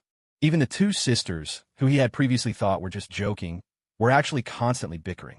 In fact, the current MO, Shin, quickly understood why they did this. It was an indescribable, the most youthful yet purest emotion that was slowly taking root, sprouting, and finally blooming. Of course, it was possible that something went wrong when their flower was growing, so the emotion became too obsessive. Although I am the main reason, it seems that the two of them were already like this before, and I was already going along with them at that time. Although he couldn't see his expression at that time, he could probably guess it. It was probably the same as now, except for a helpless, bitter smile. It was sighing, and then continuing to go along with them, right? Although Luo Xia and Luo Miyuki were a bit excessive at that time, they had not yet been tormented by the pain after his amnesia.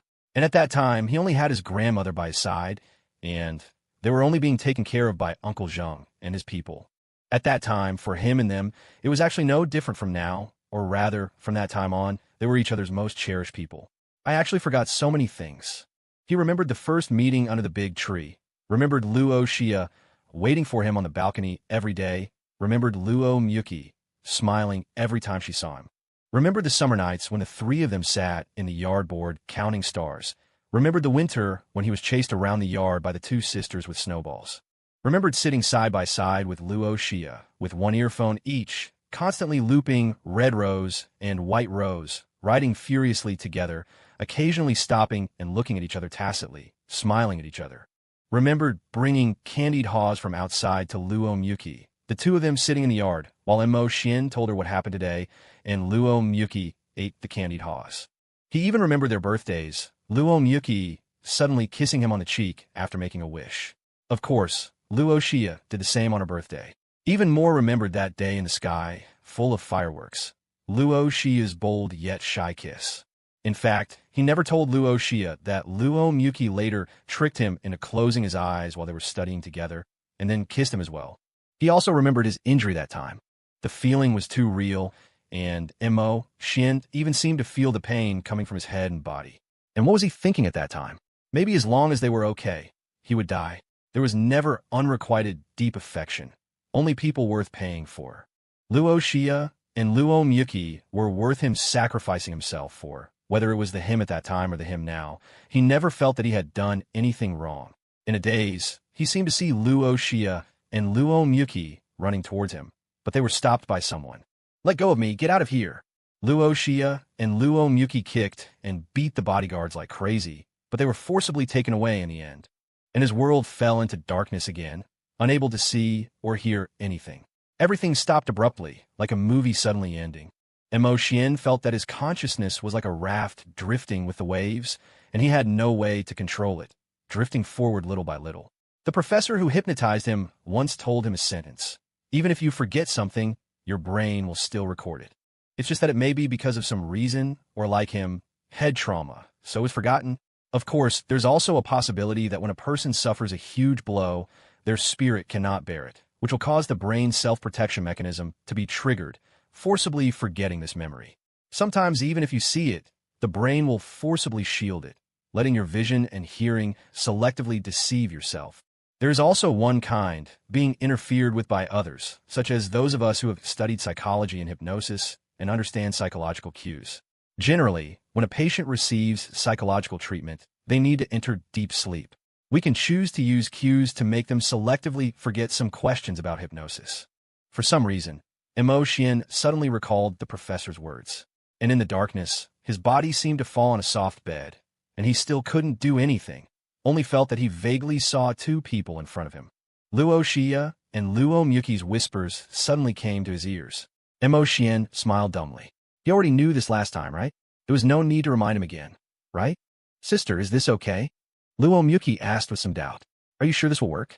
"Actually, I think with brother's personality, we just need to tell him about the past, right? It's not certain yet. I took him for examinations and treatments, but I've been keeping it from him." Luo Xia seemed to sigh. "I don't want to lose him again. This is the best way I can think of. Otherwise, I can only imprison him. But I don't want to hurt him." Mo Xian really wanted to say to her, "Actually, you don't need to do this," but thinking about it, he couldn't say anything, even if he said it. This wasn't time reversal, just his memory.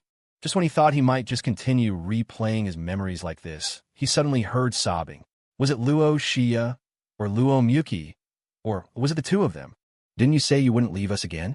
Brother is a liar, leaving us in the past, and leaving us again now.